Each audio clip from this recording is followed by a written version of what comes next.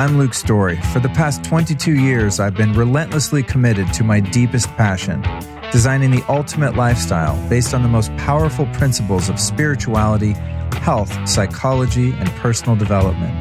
The Lifestylist Podcast is a show dedicated to sharing my discoveries and the experts behind them with you. Alex Rybchinskiy. Trying to remember how to spell your name is a challenge. I got the pronunciation down pretty well. I think you can tell me if not, but I was preparing my notes and I had to go back to your website like 4 times to spell it. Your wild-ass Ukrainian name. I like to keep it complicated for people sometimes. That's good. Well, you know, you're working with people on all levels, so you want to keep their intellect sharp too. Mm-hmm. Yeah, you have the Ukrainian name, but you don't have the flag in your bio, which is a relief. Yep. I want to start off asking you this question. Who have been 3 teachers or teachings that have most influenced your life or your work? I would say Paul Czech for sure. My wife, and I'll say my wife and my kids, and then the neurosomatic educators, because that institute, that combination of experiences shaped and gave me the tools and shaped me to where I am now.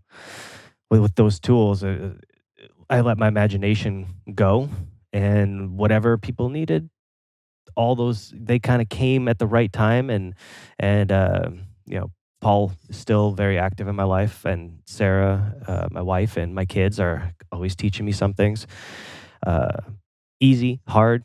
There's always lessons going on. So I would say those are the. It's hard to say like 3 people, you know? Yeah. I would say, Well, also sometimes like someone will name a philosophy, you know, for someone it's like, oh, the Tao. And, you know, so there's no right or wrong answer. That's a beautiful answer. I usually say that at the end of the show, but I don't know. I was making my notes and I just thought I've been doing that for 7 years. Let's switch it up. Know?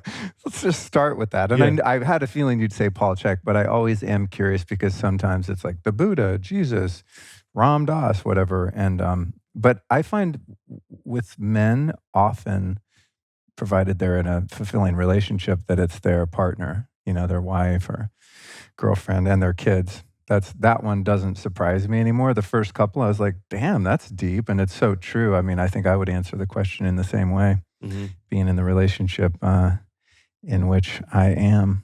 It's tough looking at, it's like, if you can identify that is an actual teacher, and when your kids are mimicking your behavior and that you're telling them not to do, but then you realize you're the one doing it, and then they're seeing you do it, and they think it's okay to do it, and they're mirroring it back, and then you're sitting there driving yourself crazy. And then you go, okay, well, I can tell them not to do it, but keep doing it. Or I stop doing it, and then hopefully fill that time with something else, and then I notice them stopping doing those things. And then I was like, oh, isn't that a beautiful teacher right there who's showing you how to change and grow and evolve? And so, I mean, I can talk to them, and I can use my imagination to talk to Jesus and Buddha and all these other amazing people from the past. And but there are people here right now that can teach you a lot about yourself in real time. Yeah. I love when I run into random unassuming people out in the world and I see that sparkle of spirituality in their eye, you know, just a sense of peace. And I've talked about our old housekeeper in LA a million times on the show, because she was just, I think, the happiest person I've ever known, you know, and she was doing a job that I don't think I could learn to like, you know, which is why I pay someone else to do it. So I've talked about her, but when we were recently in Florida, they have all this easy pass stuff on the freeways. Like there's all these checkpoints where you got to be in the right lane, and if you got to pay and get change or not, et cetera. And we could never really figure it out. So I ended up in the wrong lane, and then you had to pay, but I had the rental car with the easy pass, you know? So I pull up to the thing and I'm already feeling defensive because I think it's going to be $50 or something. I say to the lady, we have the thing. And she just looks at me with this big bright smile, these sparkly eyes. She goes, it's still $1. Next time, go over to that lane. And she gave us some advice on how to deal with it. And I thought, well, that was very kind and patient of her, considering it's only $1. Like, she doesn't need to take that time. But it wasn't even about what she said. It was just her energy was so awesome. And again, I put myself in her shoes. if I was the guy sitting in the toll booth for God knows how many hours a day, like, would I be responding to people that were bitching about a dollar with that Mhm. much kindness and just lightness of Mhm. being? So that was a great teacher, when I start Mm. to whine and complain about my incredible life, uh, that I can think about times like that and go, if she figured it out working at the toll booth, I can definitely figure out managing a podcast and doing the things that I do. Yeah, there's definitely a funny observation and a misconception about how to become enlightened. And then, it's like you sit, you meditate, you empty, there's all these, philosophies. And then you meet people like that. And then kind of gives you turns your head and makes you pause for a second. Is that enlightenment? Huh. Exactly. That's the exact thought I Yeah. have. And I would guess that some of those people that we encounter in the world, those great teachers, albeit brief, our interactions at times, I would put money on that many of them don't even meditate or read spiritual books or do anything. They just have a code. They just crack the code to appreciating their life and being in gratitude and treating people with kindness and just the basic fundamentals. Somehow they just seem to have gotten it. Have you ever thought about how many enlightened masters are walking the planet at any given time, but never write a book, never end up on stage, don't run an ashram? No one knows who they are. They're at the toll booth. It's like they have the keys, right? And Hmm. you don't even know unless you see that spark and go, "Hey, how did you get that spark? What do you do?" Hmm. You ever trip on that? I used to. And then once you accept that those people know something about something, then it almost makes it more tangible. Yeah, it's easy to get these spiritual teachers that mess up from time to time, and then you disregard everything that they've ever taught you, even though maybe the first 90% of it was amazing. And then something happens, you hear the stories about Osho, and people start talking about Buddha, about how he left his wife and his kids to he abandoned them, and you start hearing all these, Jesus flipped tables, and then that's the reason I'm not gonna, listen to anything he said, and same thing with like even Paul Czech. I remember hearing students as I was going through the institute of, well, here's Paul Czech talking about God and all this stuff. He doesn't know what he's talking about, and they go, okay, even if he doesn't, let's pretend he doesn't. All the other stuff is gold up until then, right? So why don't you keep learning that? Don't throw away the baby with the bathwater. And that's actually something that also Paul teaches. Like, take whatever you need, and then if it works, it works, and then if you'll come back to the things that you didn't know about later, and it'll make sense at some point, and then that's what usually happens. Yeah, yeah. That reminds me, I got a message from someone the other day, and if you're listening, no offense, but it was with an interview with the guy that I did on the show, and I don't want to call him out, but it was a great interview, and we covered meditation and breath work and all this stuff. And I got the message from the person that said, I was listening to this and it was good, but then he talked about that he was relieved when the vaccines came out and I was out, and I caught that because I thought, oh, that's interesting. Most people I interview, I think, share a similar perspective in that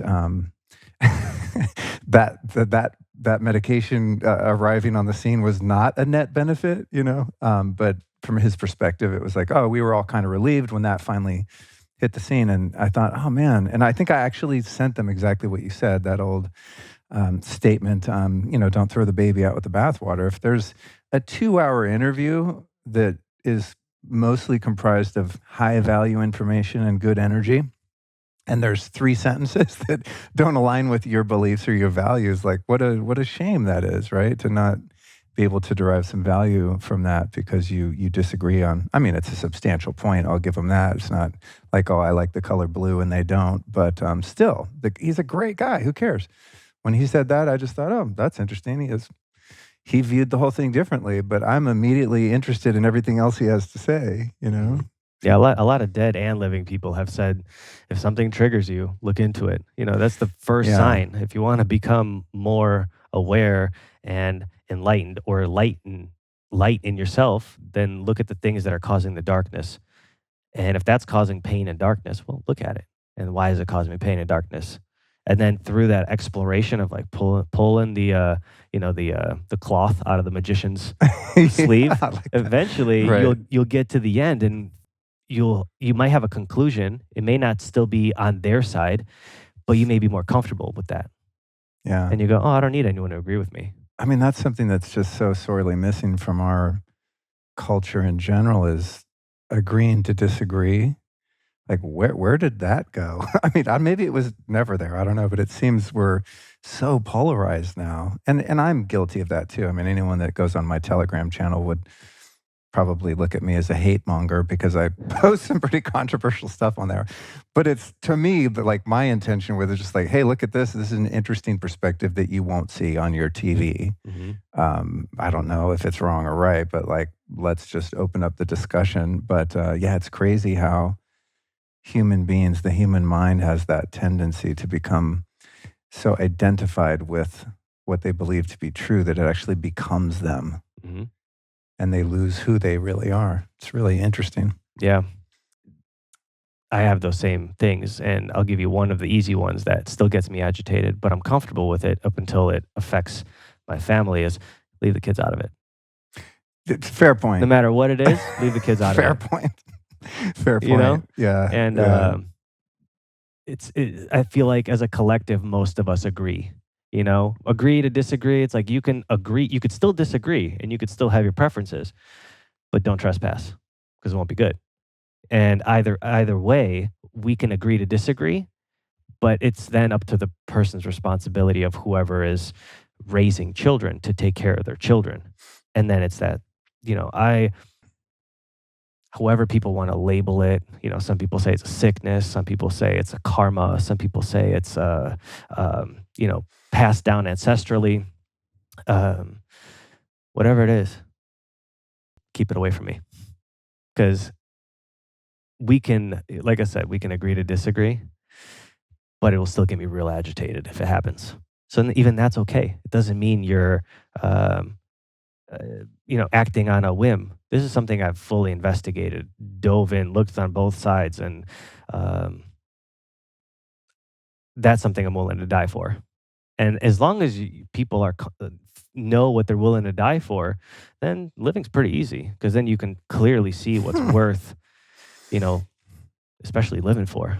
I can only imagine when you have kids how strong that sense is because that's how I feel about my wife. I mean, it's like I would step in front of a train, if she was in the way. Not everyone feels that way. Really? I've met a lot of people, and some people don't get the spark. Some people don't even feel that way in their relationships, about their wives. Man. Some God. people hope their wives step in front of a train. Yeah. I joke, but it's all serious. I've probably been there, and I'm sure I've had quite a few partners that would have liked to see that become my fate too. But when you find true integrative, healthy love, it's for me, in my experience, something very different has happened to me, and it's not like I read in a book or listened to fucking Jordan Peterson or something and was like, oh, I'm going to be the man. And it's like, it's nothing outside of myself. It's something from deep within that's just this honoring and cherishing, bowing to the feminine, beautiful energy in my life that is embodied in the wife, Yeah, I've from the minimal contact I've seen you two interact with, I mean, you guys share this back and forth that looks like a nice wave. Yeah. And some people don't know how to get themselves to wave. Some people are like wave, and then there's a brick or a mountainside, and it's smashing the mountainside until it wears that mountain down. And it's. I tell this to Sarah all the time. I go, I'm so grateful for the fact that I found her, or we found each other, and the fact that we're not absolved of conflict. We still have conflict, like on paper or, in conflict where people would observe us and then absolutely be like, well, this is clinically messed up. Not to the degree that people are going to be imagining as I said that, but our conflicts, don't make the kids nervous. Like that's, Yeah. they're like, oh, they're working it out. Yeah. Because every time they see us separate and we're like taking breaks, they're like, oh, this is weird. And then we come together even stronger. And then we have this this ebb and flow of moving apart, moving together. Okay, we're together too much. Go, let's go do something else. And then we will go and focus on ourselves more. And then we come back together and even stronger. And then we meet conflict and then we come back and then we kind of, ebb together. I love the way it is. And as it keeps getting better, it's a beautiful mystery. I don't want to know what's going to happen.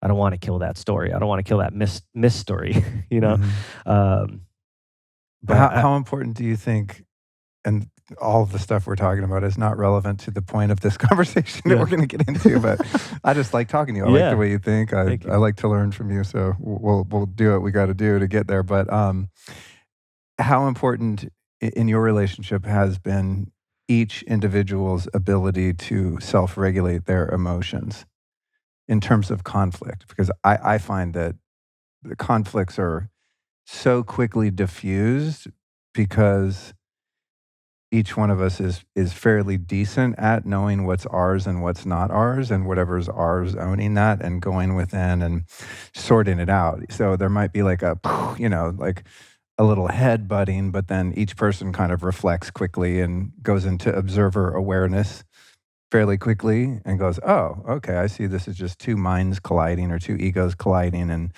it doesn't diminish the love, and you're in control of your nervous system enough to where those things don't escalate and become something stupid like slamming the door and driving down the road, because someone left the dishes out or something. How does that work in your relationship?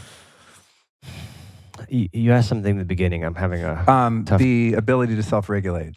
Thank you. How does that play into your conflict resolution? So if we do really good work taking care of ourselves, then we tend to flow. But then as, conflicts arise, something happens, and then one of us stops managing ourselves, and, we'll have conflict. And we've had so many tools, and Sarah's read, we have libraries of books, and things I've learned from Paul and nonviolent communication. And then not everything works in those moments. And sometimes one of the best things that Sarah and I found that works for us is we're like, I'm going to get away from you.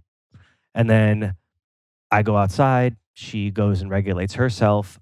But then when we say we need a break, we go actually take care of ourselves, not like, go play video games and forget what we were doing. It's like, no, we're going to go take care of ourselves so we can meet again and then resolve what we need to resolve. But right now this is too much, and we keep, we're two strong egos, and we keep pushing the limits, and we keep finding something, nitpicking and, adding to the pot of nonsense. And then we're like, wait a second. We're like, we need to separate. I need to break, And then something that I'm really grateful for is the fact that I don't have to worry when we don't talk to each other for a couple of days that, people get this jealous mind of like, well, what if I'm not good enough and she's, doing something, or he's off looking at. We're both under this, like, no, it's me and you. We're going to figure this out. So if we don't talk for 3 days, no big deal. Because I'm not going anywhere, and you're not going anywhere. We're not going anywhere. That's a really good point. When you have that security that you're not going to be abandoned, and within yourself you're not going to abandon the other, that you're there for the full meal deal. Yeah, and Rumi says, break your heart until it opens. And this is one of those things where you kind of leave your heart open and then hope they don't break it. And sometimes they do break it. And sometimes I break Sarah's heart, and then we keep growing as we repair each other's hearts, or apologize and regain trust and all these things. And but yeah, we're definitely not absolved of conflict, and we'll go months, 6 months. We'll kind of look at each other and we're like, all right, when's the last time we have a fight? And we'll go, that's interesting. And then 2 weeks later, we'll have an argument, about something trivial. And then when you realize what it is, it's an underlying stress of something else that hasn't happened, or something broke, and we're like, okay, where are we going to find 10 grand for our new, air conditioning system?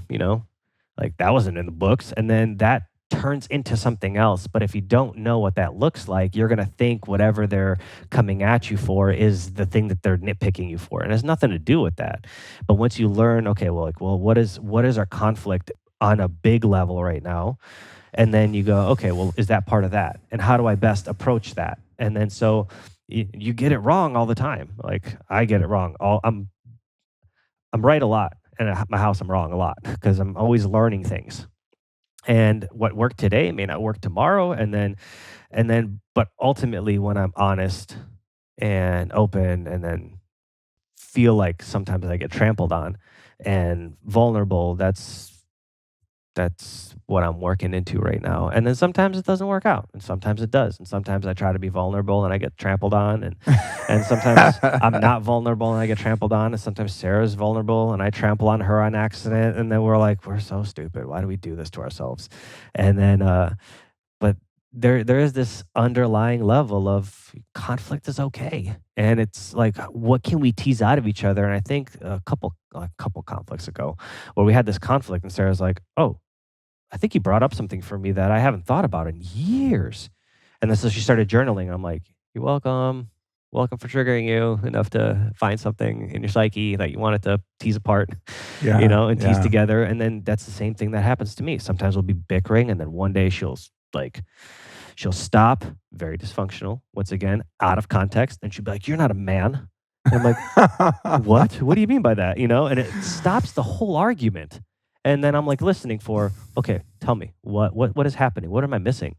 And then as the things that she starts saying, I go, "Oh, actually, you know what? I could button that up, and I could do this, and I could do that." And so the more we've been together over maybe like what, moving on 8 years, I think, maybe a little bit, maybe past that, where we've known each other for 8 years. Um, and it's constantly learning and getting better. And if you look back every year before that, it's like miles better. And the stuff that we um, are working on now are, basic, seems like human decencies, but these are deep conditioned things of how we were treated and spoken to, and then recognizing it, and then still knowing that that person is acting upon conditioning, but then holding them to the higher standard, and then holding the apology and all those accountability to the highest standard. And that, I mean, brings us higher and higher and higher and higher, and makes life easier because it weeds out all the other stuff. Like I don't have to think about, she going anywhere. Like I don't have to think about that. Whoa, so much peace. Yeah. And like everything that we learn from brings us closer to peace. And I wish everyone got a chance to taste what real peace feels like, because then they would be more than willing to do the work to get there. You mentioned something, and I'll just say this, and then we'll move on. Earlier in the conflict resolution bit, you talked about how sometimes you just have to be away from each other, and I think the self-regulation is part of that, right? Is knowing, okay, I'm at a 9 right here. I'm so triggered. And knowing this, I mean, this is what I do. It's thankfully not very often, but just, you're not ready for it, right? And something just hits you all of a sudden. I think especially in the male, female, masculine, feminine dynamic, if I'm prepared for something that could be triggering just for a second, then I can kind of not armor myself, but actually really kind of open my heart and become more aware of the egoic threat that I'm about to experience, right? But if it's just a surprise, like, hey, blah, blah, blah, out of the blue, that is much more challenging. But something I've gotten better at is just knowing when I hit a threshold of my capacity to hold space and to truly listen and just be in love. And if I can't do that, then I've gotten better just communicating like, I really want to be there for you right now and hear what you have to say. But my brain is misfiring terribly. I Mhm. just need a few minutes or a few hours or whatever it is, and I'll come back and I will totally, work through this. But it's not going to be productive right now in this moment for sure. It's like you can kind of tell when your blood pressure gets to a certain point where your brain is just going to shut down. The prefrontal cortex is like, bye, we're offline, and then, or whatever it is, I think it's that. And no rational solution is Mhm. going to be born out of that charged emotional state, right? Yeah. There are moments where it almost seems fake. Because Sarah and I, one of us, will be like heated, and then one of us will hear ourselves, and then you'll see this, or I'll observe it myself, where one of us goes, "Okay, what I'm hearing you say is you're upset about this, and then the other one's still seething, and then it's like, Try to do the imago like yeah, communication. I've tried that too sometimes with Allison. She's like, not ready. yeah, Like just shut up and listen for a little bit yeah, longer, and then you can reflect what you think I'm saying.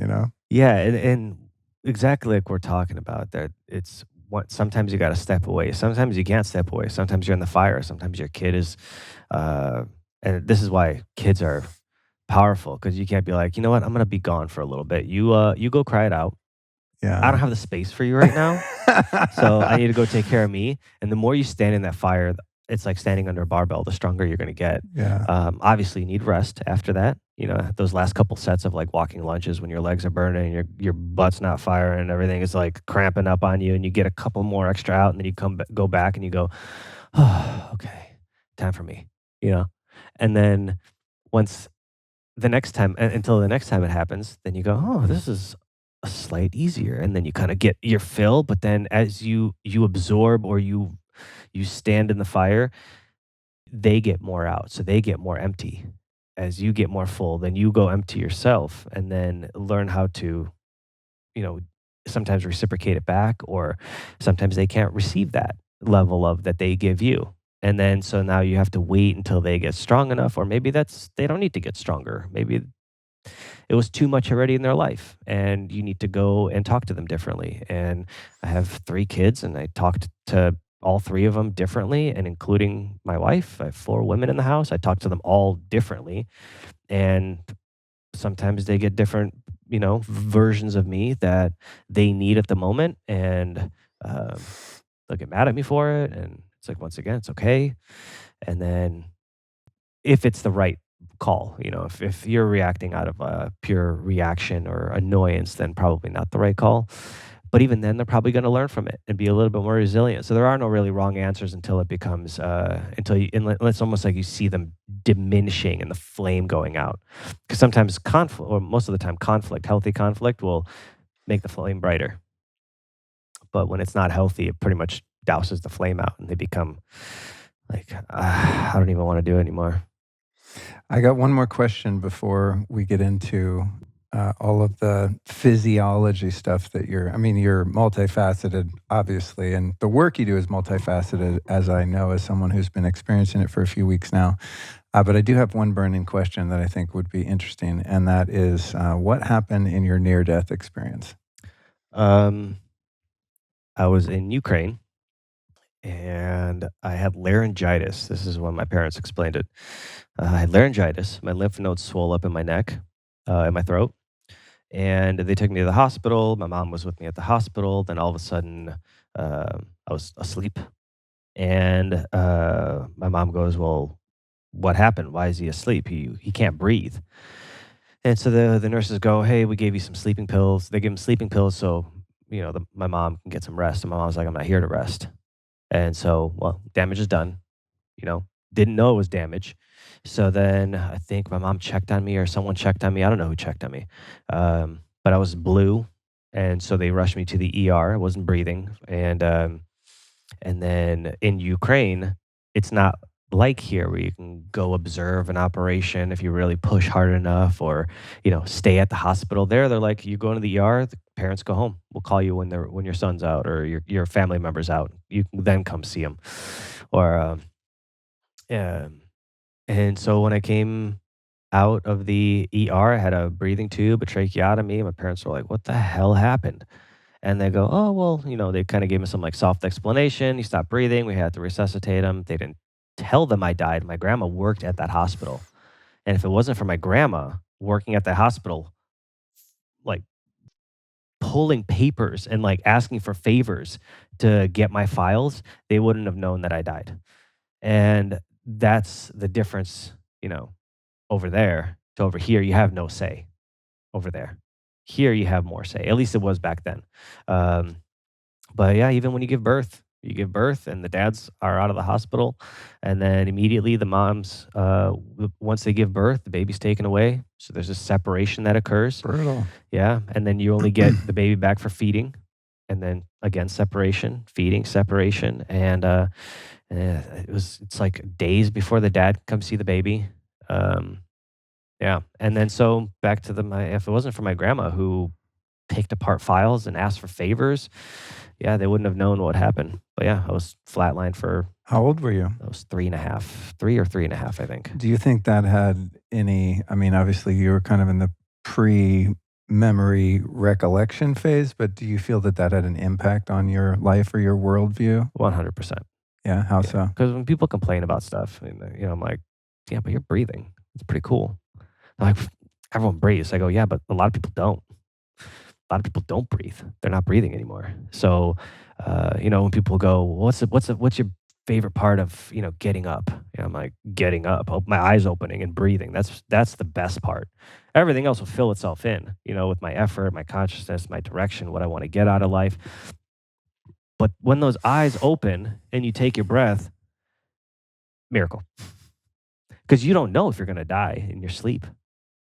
You don't know when you're born and you don't know when you're gonna die. You only can imagine when you're about to die, but when you actually die consciously, you don't really like know it's happening. You're slowly slip away and almost like a 5-MeO experience. And so I've had uh That's probably the closest that I've had to a near death experience.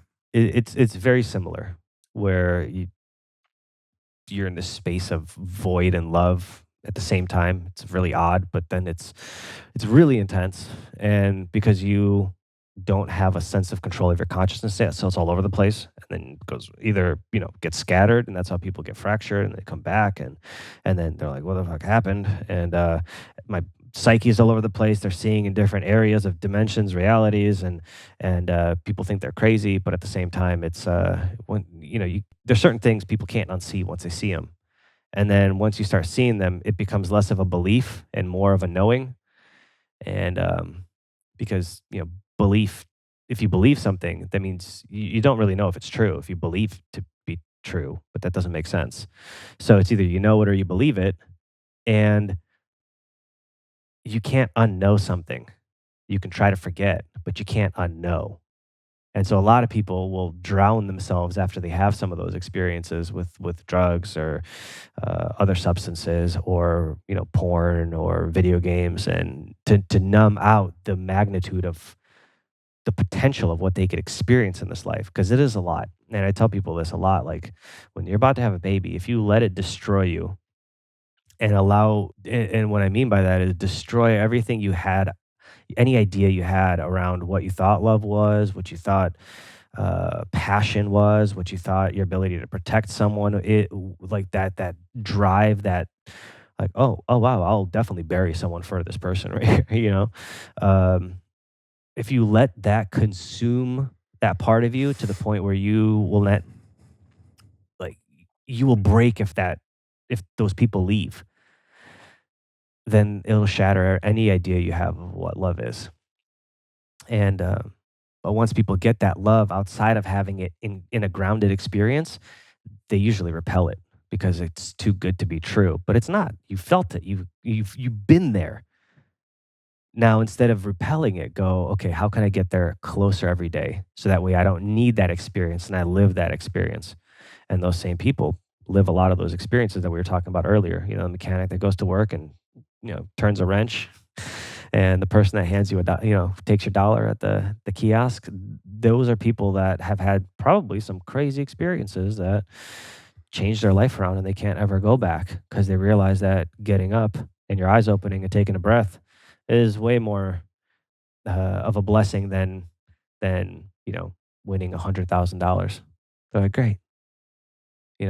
I saw a video recently where someone goes, if I give you $1 million tomorrow, would you take it? And they go, yeah. But what if it was under the condition that you die the next day? And they go, no. I go, great. So money doesn't matter, That's does a it? good one.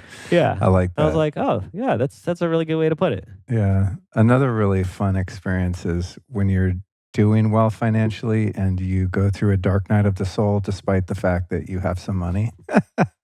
That's always a good one too. I remember, I mean, I didn't have any money, but I was living in a really fancy house that I rented in the Hollywood Hills many years ago. And I was going through a breakup and my girlfriend moved out. And I remember sitting in that house just looking at this 360 view from downtown LA to the ocean, and just this really cool mid-century modern house, just super dope. And, the kind of thing you think, oh, someday I'll get that and I'll be happy kind of thing. And I remember sitting there for days on end and just trying to meditate in the morning and just crying and just going, fuck, I failed another one. And looking at the house, and the house had zero value at all because of where I was emotionally. It was a great lesson, actually. And I noted it. I remember, in those moments going, the house is nice, but not if your house inside is in disorder. Yeah. I've worked with a lot of people that don't ever need money anymore. And some of their problems almost seem some trivial to the most of us, And they go, "Oh, well, I can't experience this." And I go, "Why not?" And they go, "Oh, well, because of this." Well, does that impact anything? That other thing you want to do? If you don't do it? Well, no. Well, then what's stopping you? I guess nothing. Well, great.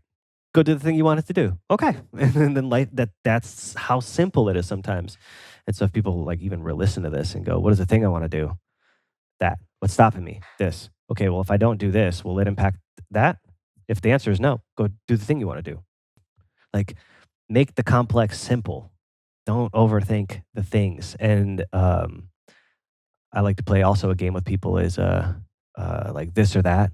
What would you, if I'm gonna either give you here's two options, but I'm gonna take one away forever. Which one would you miss the most? And I keep doing that until they get to this point of this is the one thing that I don't want ever to lose. And I go, great, that's staying in your house. Now you focus on that because that's more important than anything else going around you. And then you slowly see that when you focus on the thing that you really, really, really love, your life gets better and you're less agitated. That's similar to the kind of impetus for me asking you about the near-death experience. There's another really fun game like that. When you're afraid of something or you're trying to avoid something, you play the game of then what? Mm-hmm. Well, what if I get fired? Okay, so what? Then what? Then what? Then what? Right? And you just keep playing it out, and it always leads you back to your physical death, Mm-hmm. right? And that's a fun game to diffuse the relevance and the weight of things that are troubling you when you identify that at the end of all of those fears is the fear of death. What if you just died now? I mean, not literally, right? But the ego death, these different kind of deaths and rebirths that we have. What if you just did that every day? You know what I mean? Yeah. There's that I forget where it's from, and I'll probably butcher it, but there's a saying I heard somewhere. I think it was in the book about the religious origins of psychedelics, which I also don't remember the name of, but it goes something like this. If you die before you die, when you die, you don't die, right? And it might even be cooler than that. I'm probably not getting it exactly right, but when I heard that on the audiobook, it's like Greek philosophy or something. I was like, yes, that's it. That's it. And it's kind of like the what if or then what game. I mean, in that like that physical departure is coming anyway. And all the time we spend worrying about the ways in which we think it's going to happen, because it's going to happen when it's supposed to happen, no matter how hard we try to prevent it, Yeah. But anyway, I want to get on to the task at hand. So for those listening, I'll probably say in the intro, like at 39 minutes, we get into the topic, which is the name of the episode. But I like to meander and be spontaneous. So there you go. So I've been working with you and your system of Primal Fusion now for quite a few weeks. I mean, I think we've put in probably 25 hours or something at this point. And I don't know if I ever told you this, but I think the first time we met was at the old Sunday ARX workouts here in Austin. And I remember the first couple of times I went there, you'd be like doing some kind of manual therapy on someone. And I don't remember who it was, but at least one, if not a couple people were like, oh, that's the guy, Alex. That's Alex. He's the master. He's the bodyworking master. He's like better than anyone, and they really talked you up. And I thought, I took note of that because I, always have something I want to work on with my physical body in terms of pain and function and all that. So I took note and then didn't see you for a while. And then I forget how it came into my awareness the second time, to be honest, but we're going to talk about teeth obviously today, because that's a huge part of your foundation, not just a person's foundation, but the foundation of your work, and we'll learn why. But I came to the understanding that I was going to have to like rebuild my whole mouth and get all new teeth and rebuild my bite and things like that. And I just thought, if I don't have proper alignment when I go through this process, I'm going to build a bite on a crooked ass body and end up with a bite that is maybe in a different position in terms of how forward or back the jaw is. But I really want to make sure that my cranium and whole skeleton is as ordered and correct as possible when they build the bite, because I'm going to live with this for the rest of my life. And so that's why I sought you out. And I just thought, man, I'm going to do both of these at the same time. And holy shit, I'm glad I did, because this is my little testimonial here, and you're free to put this on your website if you want. But it's true. Dude, I have not had this lack of neck pain, I mean, in years, doing the work that I've done with you in conjunction with, moving the jaw with the new teeth, which are still temporary, as you know, but the jaw's where it's going to be with like non-plastic teeth, basically.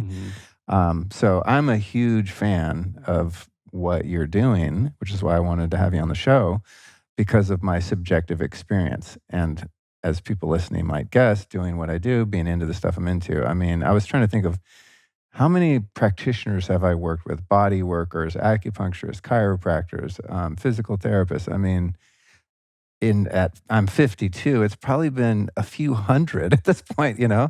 Started getting massages when I was like a teenager, probably, right? So having had all of those experiences and had temporary and minor improvements, and many of them were very talented and wonderful people and were great at what they did. But I think this is the first time where I'm like, holy shit, like I don't have to like do that thing to make my neck pop to make it feel relaxed anymore. There's just certain physical habits that I've adopted to just feel comfortable in my body. And I've already noticed, and we haven't even gone through the whole thing because we did so much of my initial package that I bought with you in terms of the programming was just spent making sure the bite is right. Like I feel like we haven't even scratched the surface of where we're going to go. And so if I already feel this good and we spent the majority of the hours just getting, the from the neck up kind of right, I'm like, holy shit. So that's my thank you to you and my, as I said, my testimonial for people listening. Like if you have pain in your body and no one can figure it out, I very much relate to that. And another interesting thing, and then we'll go into all your stuff, is that I hear practitioners that understand physiology talk about this idea that where you're feeling the pain is not the origin of the pain, like this referential pain, right? And I like get that as a concept because everything's kind of connected. If you look at an anatomy drawing, you can kind of see that, right? Even if you don't understand anatomy, which I really don't on that level. But what's really trippy is when I've worked with you and I'm like, this thing hurts. Like I had this, we did work on my shoulder, my left shoulder, which has been hurting for a long, long time. It's much weaker than the right. And I'm like, yeah, it's like back by my scapula and right here on the deltoid. Like, can you work on that? And you're like, oh, yeah, I can fix that. And so rather than touching those areas that hurt, you dig in my freaking armpit and in my pec, which was excruciating.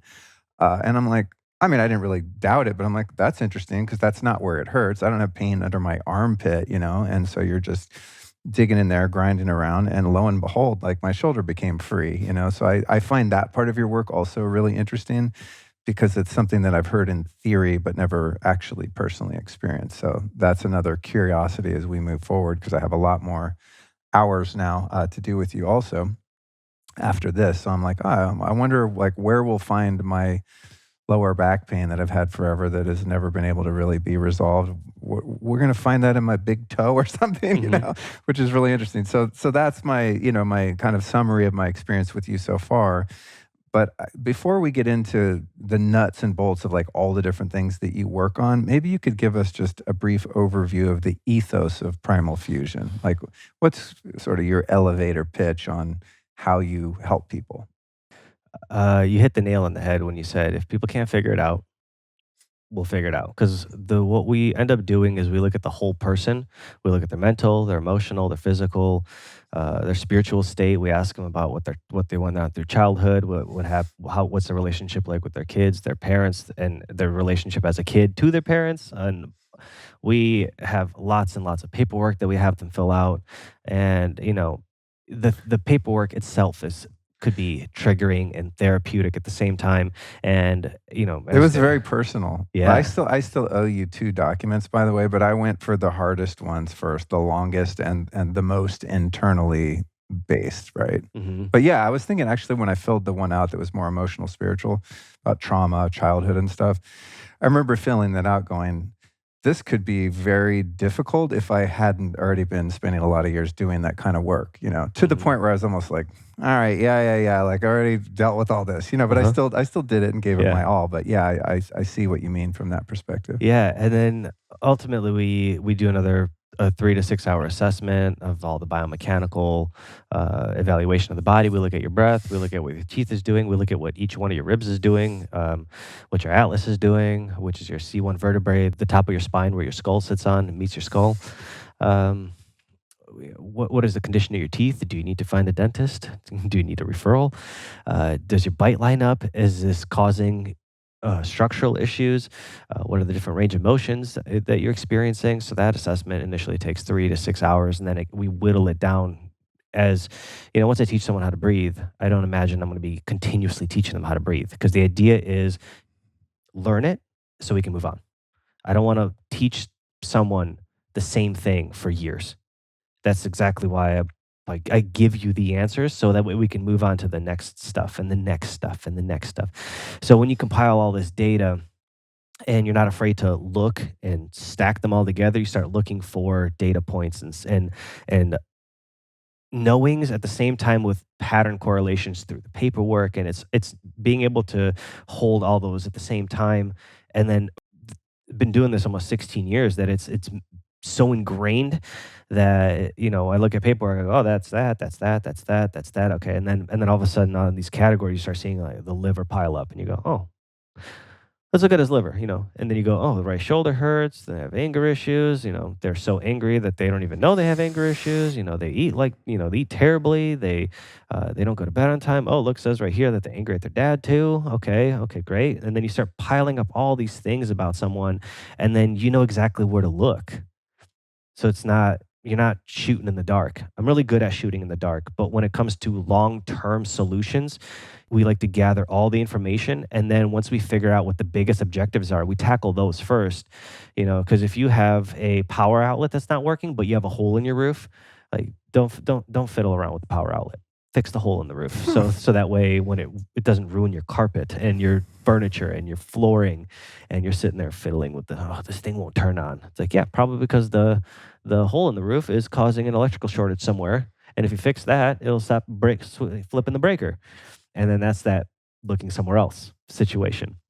And so that's what I really like doing. I like puzzles. I like to play chess in person, and I like games. And this is a big game of putting someone back together, but ultimately I'm not the one putting them together. I do manual therapy and things like that, so I physically do put people back together, but the exercises, their ability to maintain their states has nothing to do with me. So people thank me, go, thanks for all you did. I go, oh, I mean, I realigned your hips and your atlas. I mean, yes, I did do that, but I mean, you went home and ate right. You went home and slept. You didn't go to the bar when you really wanted to. You didn't, spend all this extra money on this vacation you didn't need, and yet you invested it in something you did need. Like, they did that. You did that. I didn't do that. You chose to do that. So you healed yourself. I was there to be the mirror of what it looks like of someone that uh, spends their money wisely on food. Yes. And even if they don't see my bills, people know, because I can look someone in the face and say that. And then there's an internal, I think he's right about that, versus me making stuff up. So, based on my experience with you, it seems like you're multifaceted in that you're integrating into your modality all kinds of other things.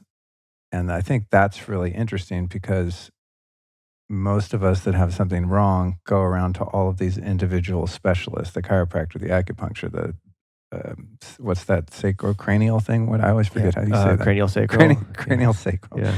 And I love all those things, and I'll probably continue to do them. But when I came to you, it was like, oh, this dude just kind of already cherry picked the best from all of those different traditions and practices and just built his own system. So is that neurosomatic therapy? Is that like what that is, or is that a different definition of its own specific The modality? neurosomatic therapy is a bodywork modality where they kind of, hey, why learn a specific style when you can learn the tissues and then the tissues respond differently. And if you find this, you could do this or this or this or this. And then so getting those tools, and I call it like, give me a jungle gym and I'll play on it.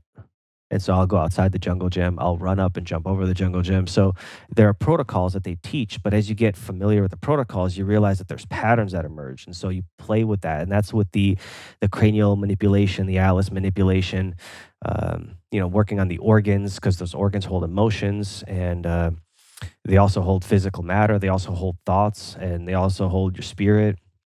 And when you learn that in the CHEK system, and then I married it with the neurosomatic system, and then on top of the plethora of other things that I dabble with, like iridology and seeing where that like folds in, and biogeometry where that folds in, and so I like folding things in, and I'm ready to burn it all to the ground. If something I know something works because it produces a long lasting result.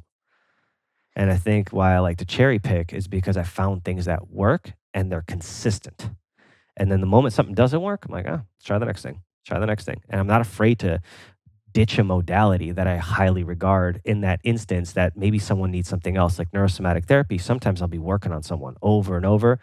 And then I go, you know what, get up. Let's go do some exercises. Ditch all the manual therapy, do a simple postural exercise. Everything turns on. And I go, all they needed that. But if I started there, their body wasn't aligned enough to be able to activate those tissues.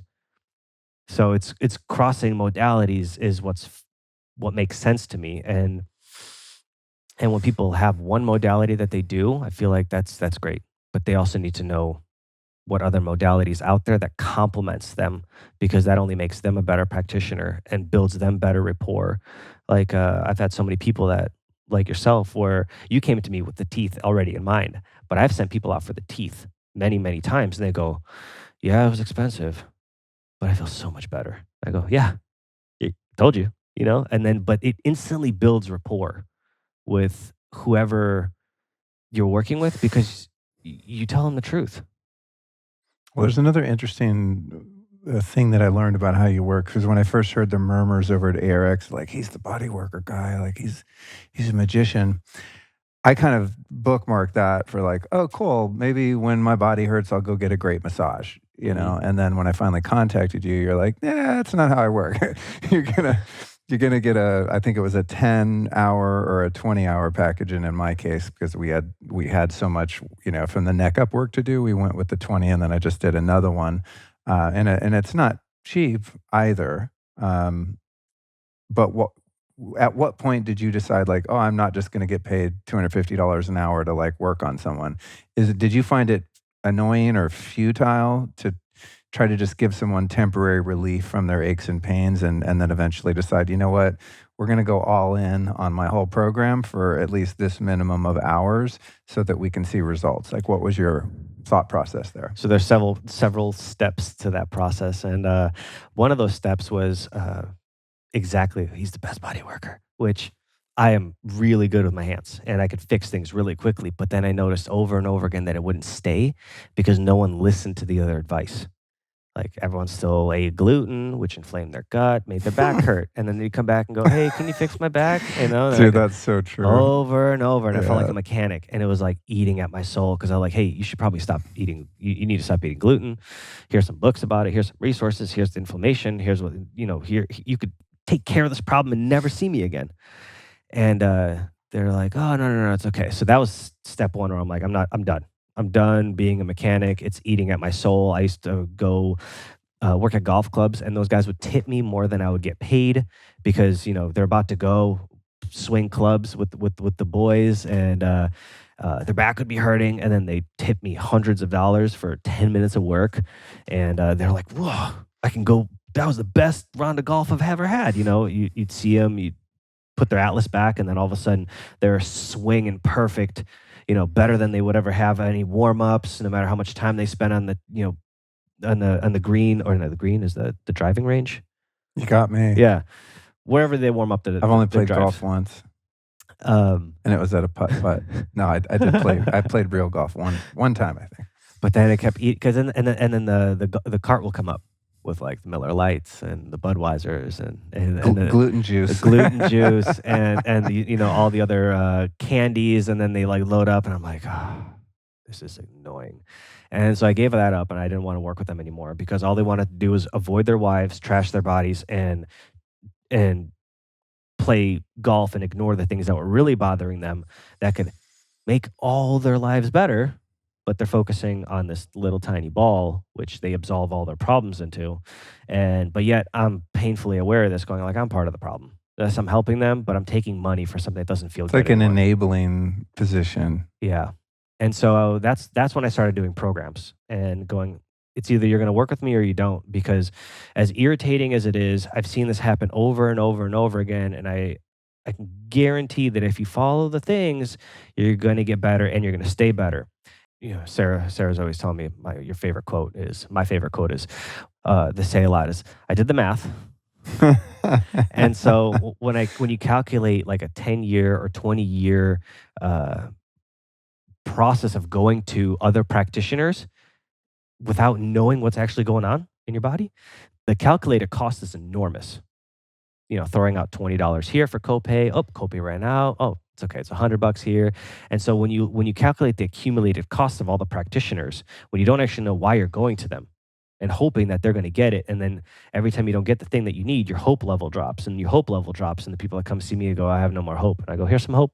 And they go, wow, this is great. I didn't know I could feel like this. And you go, yeah, thank you for trusting in me, and I greatly appreciate it. And so those are those moments that I'm like, this is what I need. This is what's happening.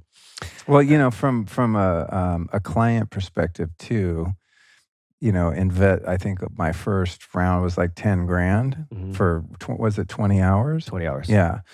Which sounds like a lot of hours, but some of those we did like 4 hours, and I was like, shit, I'm burning through these quick. But I did the math on that too. I'm no dummy. I mean, that's a lot of money for anyone, including myself. But I did the math and then thought about, okay, so yeah, I'm spending $150 here for a quick acupuncture, $40 for a quick adjustment at the chiropractor, $250 for like a 90-minute massage. Like how many years I've spent doing that, and how many, probably tens of thousands of dollars I've spent, and yet I still have the same effing problems that I did then. So it's like, it's symptom relief versus actually solving the underlying cause issue. And for some reason, that just clicked in my head, and I had room on my credit card, so I pulled the trigger. And also the impetus of, getting my teeth done, as I talked about earlier, like that's worth the investment, because I don't want to do it wrong, But that's kind of how I was able to break it down and rationalize it, and just had to trust my intuition. My intuition was like, you need this guy, do the thing, don't worry about the money. And I did that. And I was so happy that I signed up for another 20 hours, because as I said, I'm like, all right, this is great. If my neck is just fixed, 10 grand, no problem. Totally worth it, because my quality of life, my ability to do interviews, sit on my computer, just work, be me, and generate revenue is dependent on me feeling comfortable in my body. So that was my thought. I'm like, if we already got like the neck on point and the shoulders way better, I won't say it's 100%, but probably 80% better with like one or two. We haven't even exercised on it yet. Yeah, I mean, you just did the thing under the arm, and then I was like, oh, we're fixed. But anyway, that's kind of my doing the math, and my thought process too is like, okay, this is an investment, but also because a lot of the things, unfortunately, that I like to do are exceedingly expensive, the technologies, all the biohacking shit, supplements, eating organic, all that. But I always think about like, where are other areas in my life that I'm squandering money on dopamine highs and escapism to distract myself from the discomfort I feel physically or emotionally? And what if I actually just cut some of the budget from some of that, what I consider like, oh no, that's fun, I got to have that. Do I really need that? Right? Like you talked about a vacation that you don't need, or that's too extravagant for, what you can afford, which I'm definitely guilty of. We all are. Yeah. But to me, to reallocate those funds into more of a long-term vision, okay, so right now I'm doing okay at 52. I got a few aches and pains, but what am I going to look like at 80, spending money on all this other shit that I don't really need, that's just fun or distracting? I want to be feeling better when I'm 80 than I feel at 52. And I know that that's possible because not entirely, but many parts of my experience feel much better at 52 than they did at 25. Mhm. So I already know you can age backwards to a certain Mhm. degree, right? I Mhm. mean, I'm losing some hair and got a bigger gut and whatever, but generally speaking, my well-being seems to improve over time. So I just, want to share that with people too, whether they work with you or whoever they work with. It's like, if we're not investing in ourselves, what are we investing in? Because investing in ourselves is the thing that gets us the ROI on quality of life and productivity later. So that was kind of my thought process in doing that. Because at first I was like, oh man, I just want to go over and get a few adjustments, get my teeth, and I'm good. But I Mhm. thought, well, I'm going to go for the whole thing and like see how it goes. And again, it was just based on intuition and so many great referrals from Kyle Kingsbury and Josh Trent and mutual friends that we have. They're like, dude, just do it. Like, you're going to be thankful. Um, okay, so we kind of broke down how you pulled these things together, why you chose to actually just build programs that are more of a commitment. And I think what I'm trying to say in way too many words is just having skin in the game to me is gonna make even just doing all the intake forms and stuff, not even just the money, but just like I've had to participate in this. I'm not just like laying there, fix me, right? Mhm. So the skin in the game for me on a few different levels has already made me more mindful about like my posture, how I'm breathing. Took a break on the raw milk that I was chugging like a gallon a week and gained a bunch of weight. You're like, dude, you can't drink that much raw milk? And I was like, okay, let me try it. Instantly started trimming up like within a week. Mhm. So the buy-in for me is a really important part of it too. If I'm spending that time, energy, and money, like I'm going to do what you say, at least to the point where I see if it worked or not. Um, for people that want to work with you, and we're going to talk more about this, you guys can go to lukestory.com/primal fusion. By the way, I don't want to forget to say how to contact you. So let's start from the top, literally. Why are the teeth such an important part of your programming? So the in the totem pole, the first physical aspect is breathing. And so if how many days can you go without eating? Months. People there's even breatharians. So they say. So they say. Yeah. I don't doubt it. Yeah. The typical answer is you can go like a month without eating, a couple weeks without drinking, but you can't go more than a couple minutes without breathing. So you start with the breathing, and then the breathing is fairly self explanatory. Yes, it may need some manual releases so the diaphragm functions. You can expand, all the angles have to be right so you can breathe properly. But when it comes to the teeth, I'm sorry, not the teeth, but your jaw has a disc in it, like your back. And so if there's compression on it, your grip will give out. It'll say, hey, these teeth are how we get food and water into our mouth. And if we can't eat, we will die. So we need to preserve our teeth and forget everything else is important. Until these things are fitting together properly, nothing is important. And people think teeth are, I've heard people say, oh, well, when you brush your teeth, that's the only place you can brush your bones. And I go, teeth aren't bones; they're crystals. And if you Google "are teeth crystals," it'll tell you the composition. They're quartz, and so when you hit quartz together, they create piezoelectric charges. And so, when you follow the reflexology of each tooth is connected to a gland, organ, muscle, tissue, joint, and anytime you chew, you create charges. And where do those charges go? To those corresponding organs. And what do? They create charges. And now you have other technologies like PEMF that stimulate the cell's charge. Well, what else do people have really bad of? Teeth and how they fit together. So if you're not hitting your teeth properly and they're interdigitating properly, you're not refreshing your organs, your muscles, you're basically cutting out current. Like you turn your car over and it like won't turn over. But when you can get them stimulated properly, then the current turns the mechanism over and allows more life to pump through, which means you have a better detoxification pathway, which means you have better nutrient delivery, which means you have better function of the system that it's correlating with.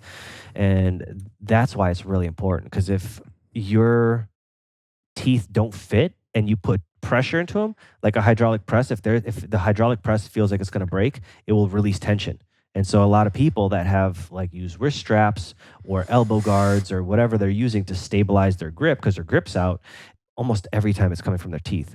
And then I have them either go to a dentist for a custom mouth guard, or I might go get a mouth guard. And then I go test them again. And then sure enough, grip goes up and then their weights go up. And I go, yeah, because your teeth need to be fixed. And if someone's like in the middle of a sport, they can't get their teeth fixed, wear your mouth guard all the time, pretty much. And then when you're done and you're off season, you got to go get your teeth looked at and start the whole process of getting your mouth where it needs to be, because you're going to be a monster. If you're ready, a monster. I remember you saying something to the effect that you've observed. I don't know anything about sports, but many people do. Uh, obviously, they fill stadiums. I'm always just like, why? But anyway, you observed that all of the elite athletes, without exception, have perfect teeth, and that a lot of their performance and strength you feel is based on that kind of, Yeah, in what alignment with what you're saying there. And then I thought about it, and again, I don't know much about sports, but yeah, if you think about like top athletes that even non-sports people know of, and you look at them smile, none of them have crooked, yellow, tiny, jacked up teeth. They have like big, bright, like Weston Price teeth. You know what I mean? mhm. It's a genetics thing, Yeah, either genetics or like or what they you're fixed experiencing, or them. they fixed them. Yeah. Cristiano Ronaldo was one of those people. Like you look at him, he was very talented, and then he started getting his teeth fixed, and then still talented. But you'll see a lot of people with like the teeth that don't fit. You'll see their performance; their body can't keep up, and then they start to trail off. But then you start seeing the trends of people can go longer at the top when they have better teeth. And then you have these anomalies that were, let's say it's it breaks my heart to say it's an anomaly that someone was breastfed nowadays. But let's say they were breastfed, their mouth was developed, they're eating the right things, they were taken care of, they're or they have genetically amazing teeth, wide arch, their tongue fits in their mouth. Um, and and then their physiology is can grow because their teeth are in the right place and they're healthy and they're not creating disease into the rest of the body. And so, yeah, if Google any elite athlete, they'll either transition to nice teeth or they've had really wide teeth. You could see all of them. So a few years ago, I interviewed a Dr. Dwight Jennings out of Oakland, California, who specializes in TMJ, and he does appliances and stuff on people to get your bite in the right place. So there's a show on that. We'll put in the show notes, Dr. Dwight Jennings episode. But he's far away, and I can't get to Oakland. So when I need to do this, I started asking around. And Kyle Kingsbury, I remembered one day, just had his teeth done because I remember him talking about how he stained his temporaries with methylene blue, which I've been very mindful of with the temporaries I'm wearing. So I talked to him, and he's like, Dr. Winters, Dr. Kevin Winters, he's your guy at the Hills Dental Spa, it's called, here in Austin. And I was already reaching out to like Beverly Hills doctors and different people that do, like the whole mouth makeover kind of thing. And because I wanted it to look normal and natural too, and not have a bunch of, big white tombstones in my face. And so if someone is unable to come and see Dr. Winters in Austin, like I was unable to see some of the other great dentists that I was in contact with, what's this type of dentist called? Because it's not an orthodontist, right? Correct. It's just a dentist that specializes in TMJ and In jaw alignment. Airway. Airway dentist. That's the Yeah. word I'm looking for. Yeah. Because when you look at an airway dentist, yes, the teeth cosmetically need to fit. But what their main goal is to unobstruct the airway, which usually involves the jaw being wider, bringing the tongue out of your mouth. There's a great book by Dr. Felix, and I don't know what it is, like how to Lau. Um, but I'm also in contact with him, and there's some special stuff cooking up between the two of us. Um, but his book, 6 Foot Tiger, 3 Foot Cage. You can imagine that the cage is your mouth and the tiger is your tongue, and so these airway specialists try to open your jaw width and anterior growth, or whatever dimensions you need, and get your tongue to fit in your mouth. Because without your tongue fitting in your mouth, you can't close your microcosmic orbit, which is the tongue of your mouth behind your front teeth, and it closes that whole loop. So if people that are watching or listening, where's your tongue right now? And if it's at the bottom of your mouth, the middle of your mouth, it should be at the top of your mouth. Not pushing forward, but up. And if there's any part of that tongue that can't go up, then there might be something to look into. It could be a tongue tie. It could be that your mouth is too narrow, or it's restricted from braces, from regular orthodontics. And I've seen some interesting So if stuff. somebody finds an airway dentist or someone that specializes in TMJ and getting the bite right, it seems as though there are, generally speaking, two ways that they're going to go about fixing that. One would be with braces, which is what you did, I believe, Hmm. when you still have natural intact teeth that are okay and in good Hmm. shape, they just need to be moved. Hmm. And then in my case, because there wasn't even enough tooth matter left there from all the years of grinding and hard living, they just said, we can't move your teeth. We have to put new ones in, and that's what's going to move your jaw. So are those the two kind of main approaches, or is it more nuanced than that? Uh, And I know you're Pretty not a close. dentist, but just based on, Pretty close your to that. experience. I've seen people that do different appliances. So there's several big appliances people use. One of them being the DNA, another one being the Faga, and then Doctor Felix has his own appliance that he uses, and I've seen his casework, and it's also mind blowing what you could do with a proper bite and freeing the TM joint out of being compressed and back. Bring the mandible back where it's supposed to go, and bring the disc back onto the condyle, which is where the disc articulates and moves on, or under. And then there's people that could do like bone screws. They'll put like, it can be as barbaric or as simple. There's, for kids, they have something called alpha appliances, which is if you can get a kid early. I mean, they put a little wire, and it gently encourages the teeth to keep growing outwards, and it's not invasive. It's not like mine, where they had to like I couldn't bite in my mouth for 2 years basically, and my teeth were all messed up, and now I'm still waiting. I have a mouth guard I'm still using to get my teeth to come down. I had to fix a deep bite. I have to grow bone in my face still. It's a whole process. um, so So I kind of took the fastest, but also most expensive route, just like getting a bunch of porcelain in yours your is like what, 3 months? 3 or 4 months, Yeah. probably 4 when it's all said and done. Yeah. Yeah, I think I'm about 3 weeks away from getting the real deal teeth in. Mine so far was like 2 years, and I got the braces off almost at the 2 year mark, maybe slightly before the 2 year mark, and that's after the appliance, braces, appliance, and then back to controlled arch braces as they call them, and then now I wear a bite guard to encourage my teeth to meet, so that way my front teeth don't overlap. Um, and then yeah, I'm still going through it, but I tested my grip strength before I went through this, and it was about 90 pounds. And without exercising in the last 2 years, I started exercising again recently, but without training for 2 years, it went up to 160 pounds. Once I got my mouth guard in, about a week after I got my braces off and I squeezed my hand dynamometer, it went up to 160 pounds. And I mean, I could feel every pound of power when I squeezed my hands. I had to recalibrate my handshake. It was kind of funny. Because the same tension. I mean, you're like feeling people's knuckles crack under me. I'm like, oh, I apologize for that. Well, you had 2 years of people not wanting to shake hands to practice. Yeah. Yeah, in those 2 years, I had two biting surfaces, so my digestion was a mess because I couldn't Dude. digest food. Yeah, same. Couldn't chew it. But now that my teeth are slowly coming together, you can really break it down a lot more I've effectively. mentioned to a few people, just because they're like, "You look weird," and I'm like, "Yeah, I'm going through this whole thing." Like, "What? Your old teeth were fine." I go, "Dude, I couldn't even eat steak. I mean, I ate it, but I couldn't chew because the molars didn't even touch. There was no, what's it, mastication? Is that the word? Mastication, yeah. Yeah, it was like not happening, which is probably no accident why most of the meals I eat when I'm at home are smoothies, because I'm just like, I don't want to sit there and like break my freaking teeth trying to chew on something, And then all the flossing afterward, the toothpicks, it all getting caught in my jagged teeth. I mean, it's just a train wreck. So, okay, so that's really good information for people. How does being breastfed or not affect the formation of your bite?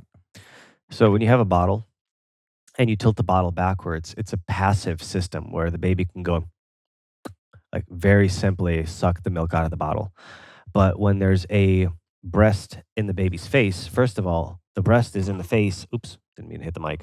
And the baby can't see. So it has to look peripherally outside of the breast. And usually it's laying the baby's laying on the side, alternating breasts. So that what are they doing? They're looking for mom.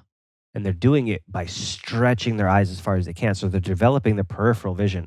And then they hear a noise and they look the other way. That's got to be a key to higher performing athletes being breastfed too, Mhm. right? Because they can see things Yeah. much more developed and accurately with their peripheral vision versus not needing to with a bottle in your face. It's your field of vision's open, so you're actually not encouraged to stretch your eyes for extended periods of time. And there's, when you're That's so interesting. breastfeeding, it's sometimes hours, and then you fall asleep, and then they get up, and then you breastfeed more, and then and then the other thing is when the baby has to breastfeed, it's not a passive system. Like if you put a boob in your mouth, breast milk doesn't come out, and it's not a sucking action that causes it.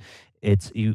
It's the latch, but also when you have the nipple, it's the tongue coming out, gathering all that milk, and then sucking that out. If people want to try this, you could put your thumb in your mouth and try bringing your tongue and then pretty much gliding it on your thumb. Your mouth is going to be really tired really quickly Oh, that's a because your trip. tongue is not conditioned.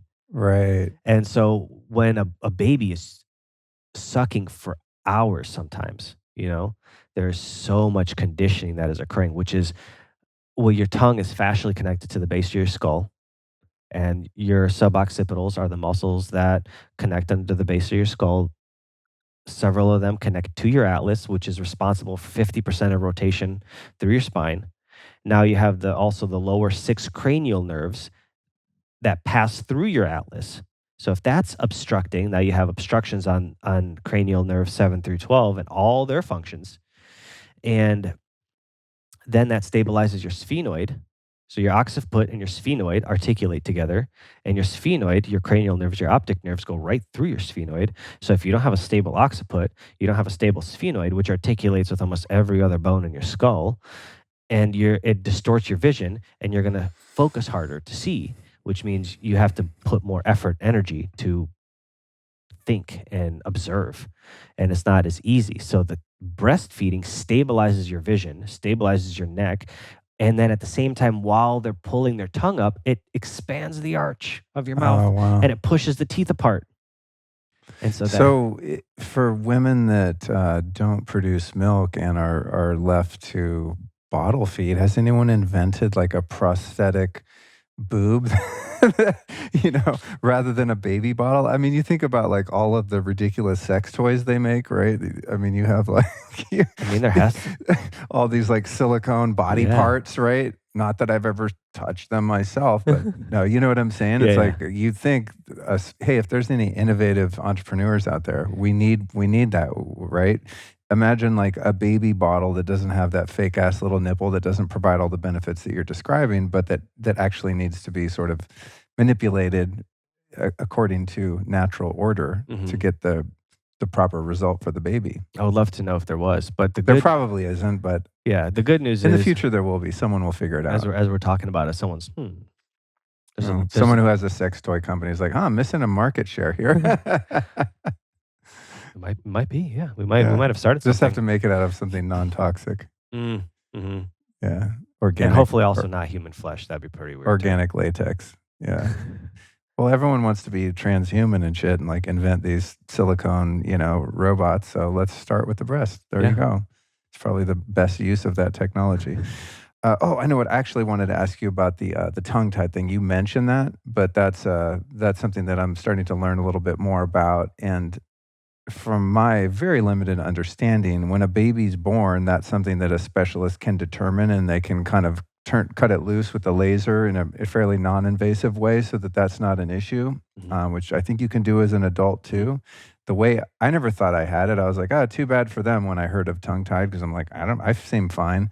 But a couple of the last dentists, I've been to, including Dr. Winters, they're like, "Put your tongue on the roof of your or open your mouth all the way, and then see if you can put the tip of your tongue on the roof of your mouth," which I totally can't, and they're like, "Yeah, you have the tongue tie thing." Mhm. What's up with tongue tie? Should you fix it? How do you know if you have it? Can it be prevented?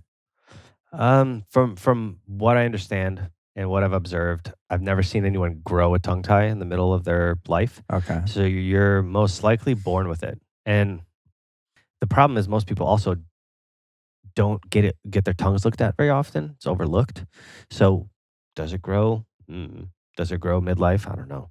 But if people are having a hard time latching, babies, it can, it's a quick thing that could systemically release someone's tension. There's there are still practitioners. I'm still investigating this, so I can't give you a Yeah. direct answer.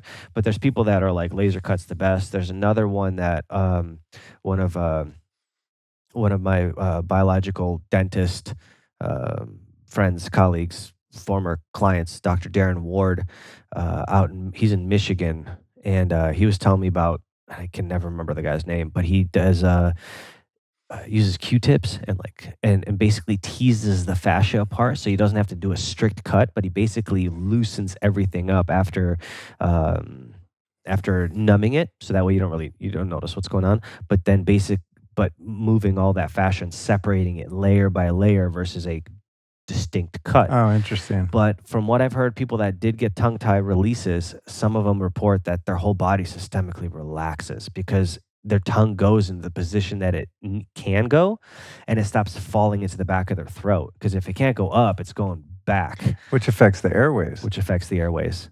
And the Yeah. airways are important. Why? Well, you need to breathe.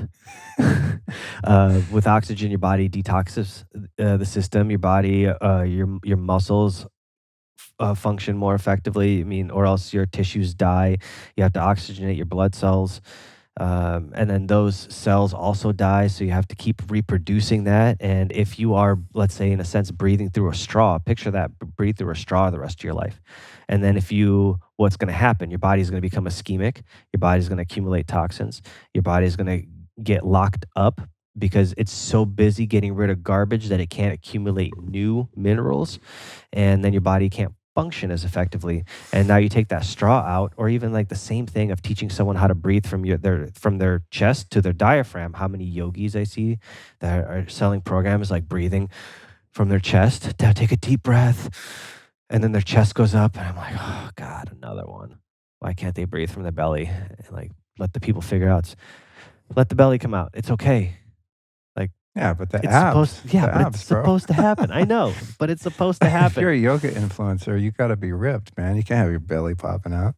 Yeah, but I think you can't be under any delusions Well, with either, with the airways too, I mean, you teach people how to breathe properly, and Mhm, a lot of people are becoming aware of this with the popularity of breath work and such. mhm, But the issue, I'm guessing, is probably when you're asleep, mhm. because you can't consciously get more air. Like if I know I have a limited capacity in my airways and I'm conscious of that and I want more oxygen, well, I can habituate myself to breathe more deeply and more thoroughly and regularly, et cetera. But once you're asleep, like all bets are off and your airway is going to do what the airway does Jaw based on its opens, capacity. tongue goes back, and you're gonna suck in air as much as you can. And but yeah, what I was saying earlier about the belly to chest, the belly breathing is 66% of your breathing.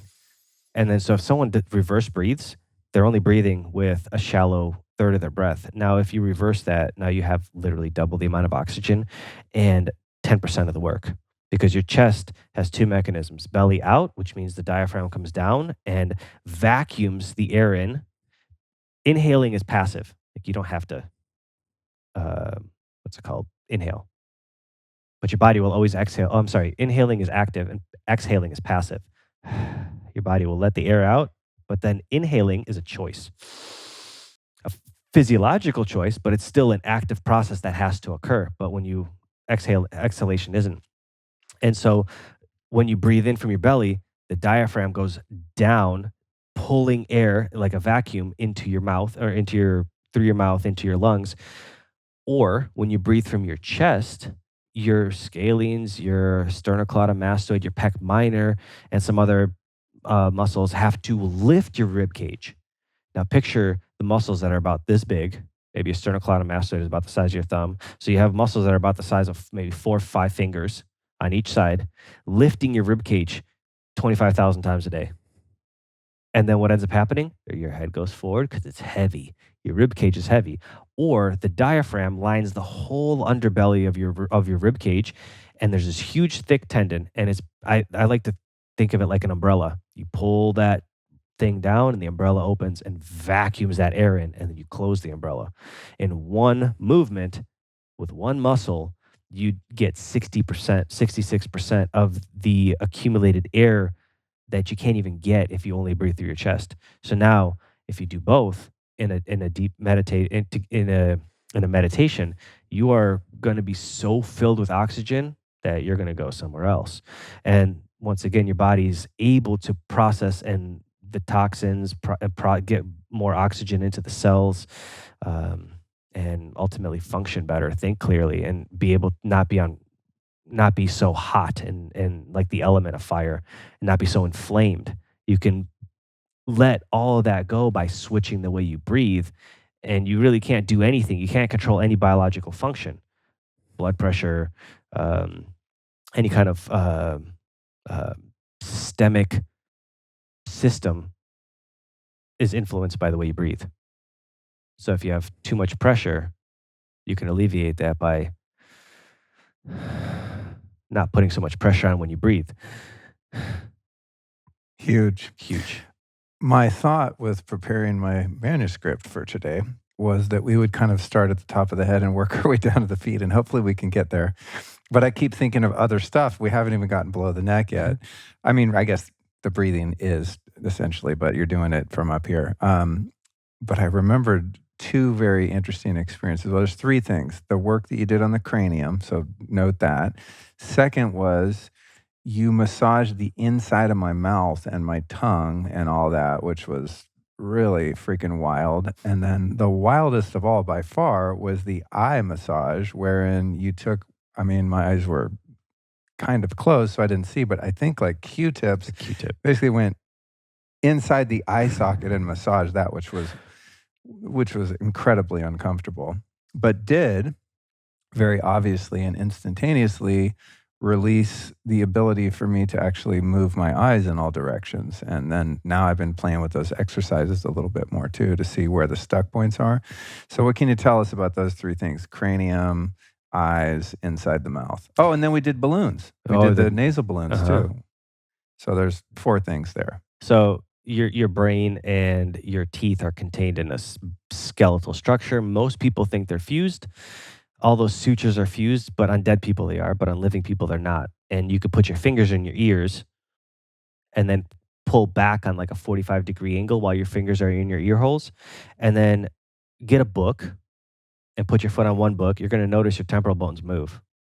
And then you're going to you're going to switch feet, put your foot on the other book, and you're going to notice they move again. So they're not fused because they're moving. So all these sutures, if they're misaligned, because the sutures in your skull you're speaking of, okay. Yeah, you have the frontal bone and the suture around that, and then you have your maxilla, which is the front of your teeth, which are is these split. sutures tiny ligaments, or what's holding it together? Fascia and ligaments. Oh, okay. Yeah. Okay. And then some of them so you have fascia that wraps around your whole skull? Oh, wild.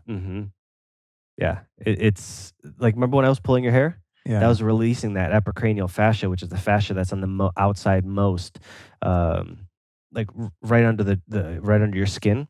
And there's something that's called thixotrophy that occurs. You're the only guy I've ever let pull my hair, by the way. And many have asked. No. There's something that's called thixotrophy, and when you put pressure on fascia and you let the heat set in, if you're there long enough, it will turn into a gel. And so when your fascia is glued in your head, pulling the hair opens all that up, and then you can move the sutures around a lot more effectively. And sometimes they're over a ridge, or they need to be moved back, or they're twisted. And you have muscles interconnected with most of them, like even on your temporal bone, like the one I was telling you in your ears, that bone right behind your ear that sticks out, your mastoid process, you have like 22 muscles that attach to that. So if there's a misalignment anywhere, it could move that bone around. And if you're breathing, or let's say you're answering the phone all the time, but you're holding it in your right ear, and you have your neck side bent to the right, you think those muscles aren't shortening, and the moment you try to put your head straight, they're not going to anchor down and move that bone down. Of course they are. So you got to release all those tissues, because you have foramen in your cranium, which are little tiny holes where your cranial nerves, and to give people an idea, cranial nerves are going from wherever they go to directly to your brain. They tell your brain what's going on. Like your eyes don't have a peripheral system, like you put your hand on a stove, but you move it before your brain registers that it's hot. And then you go, ow, that was hot. And so it goes directly into your brain. Like I'm looking at you, my brain is translating it immediately.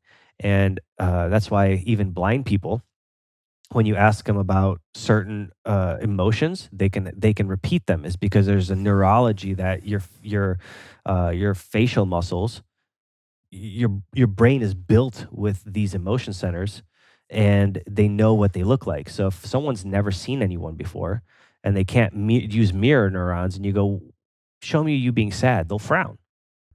But they've never seen anyone, so how are they frowning? Like, why not make another face? Oh, that's interesting. Yeah. And Huh. and so whenever you have compressions on those things, once again, you're reducing function. And then there's some laws that say sometimes it accelerates the function. And what happens when you redline too much, eventually it shuts down. Or sometimes it makes it go under function, and then it shuts off. And then you have to stimulate it again. So you got to figure out which one it is. And I'm not going to go putting needles in people, but I observe and I go, oh, well, I touched that, turned on, and turned back off. Well, maybe it's overstimulated, because that's usually like you turn it back on, the circuit breaker breaks, and then okay, well, maybe we got to strengthen it, or we got to move something off, and then I move the atlas back, and okay, it stays on now. Cool, moving on, and then so that's why the cranium is important, because it's a very small contained unit, but you have muscles and glands. Your pituitary gland sits in your sphenoid and your hypothalamus, and what else is in there? Anyway, my brain's For go some of us, it's just empty space. wind going Gray through. matter. Um, So cranium. What about the eye? The stuff we do with the eyes. so the eyes. Now, the eyes are, if you put your hands behind there's a little ridge behind your head, and you fall off that little ridge. And if you put your hands behind both of those ridges and you start turning your eyes left and right, you'll start feeling those muscles activate. Oh yeah. So your muscles, those muscles I was telling you, the suboccipital muscles that are connected to your atlas, which control 6 out of the 12 cranial nerves that come your through your atlas. Which one of them is your vagus nerve? So people that have poor digestion, people that are coughing all the time, or gagging all the time, or they have books on the vagus nerve. Well, that goes through your atlas, and if your atlas is out, there's no way, if it's compressed, that it's going to get the stimulation. So even if you eat organic food, even if you drink all the clean water, your body doesn't have enough current to turn the stomach over and the intestines over. So you can't even digest all the good food. So what does it do? It sits there. It's like a garbage can, and then it rots. And then someone has parasites and mold and fungus, and they're confused by why I eat the best food. But why am I still having all these issues? Until you realign the physical structure. So the eyes, if let's say you got into a car accident, if you don't get your eyes treated, and then your last thing you did when you noticed and you looked right, well, now your eyes spasmed. And if you're always kind of looking out to the right, your eyes are always programmed to look at the horizon. So instead of looking off to the right all the time, what you're going to do is you're going to turn your head to the left, so your eyes can maintain right rotate, or moving to the right. So what is that going to look like? It's going to look like someone with a really stiff neck, because they don't get why they can't look forward. So you have to release the eyes, because that releases the way your eyes are level with the horizon. So they'll be able to find it without turning your system to be level with the horizon. So if you got whiplashed, or you're in jiu-jitsu and you got your head bent this way, and or you got punched in the face while you were like checking some girl out, and then you got punched in the eye, and then every time you do this, your eyes are rotated, and you got to go like this. Well, what's going to happen? You're going to lift your right shoulder to keep your head level with the horizon. So now you've bent your spine, and you're going to walk like that until someone fixes your eyes or your atlas or whatever. And like those are those missing things that people don't do. And so once again, your eyes connected to your atlas, connected to your cranium again. And so if you work on the eyes, but never the cranium or the atlas, then the eyes can, or the bone structures will still be misaligned, but not directly from your eyes. They might function better. And then you have this compounding effect of why the eyes are important. Like it will move your whole skeletal structure to keep your eyes level with the horizon.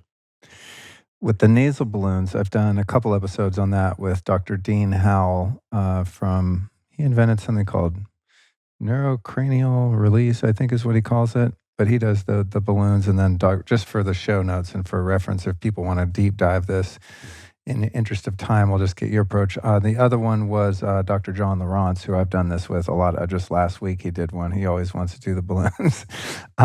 But I think I mentioned that to you, and you're like, "Oh yeah, I do that." And then we did that on one day too. What's your experience of that, or what's the purpose of that? When is that called for when you're working with someone?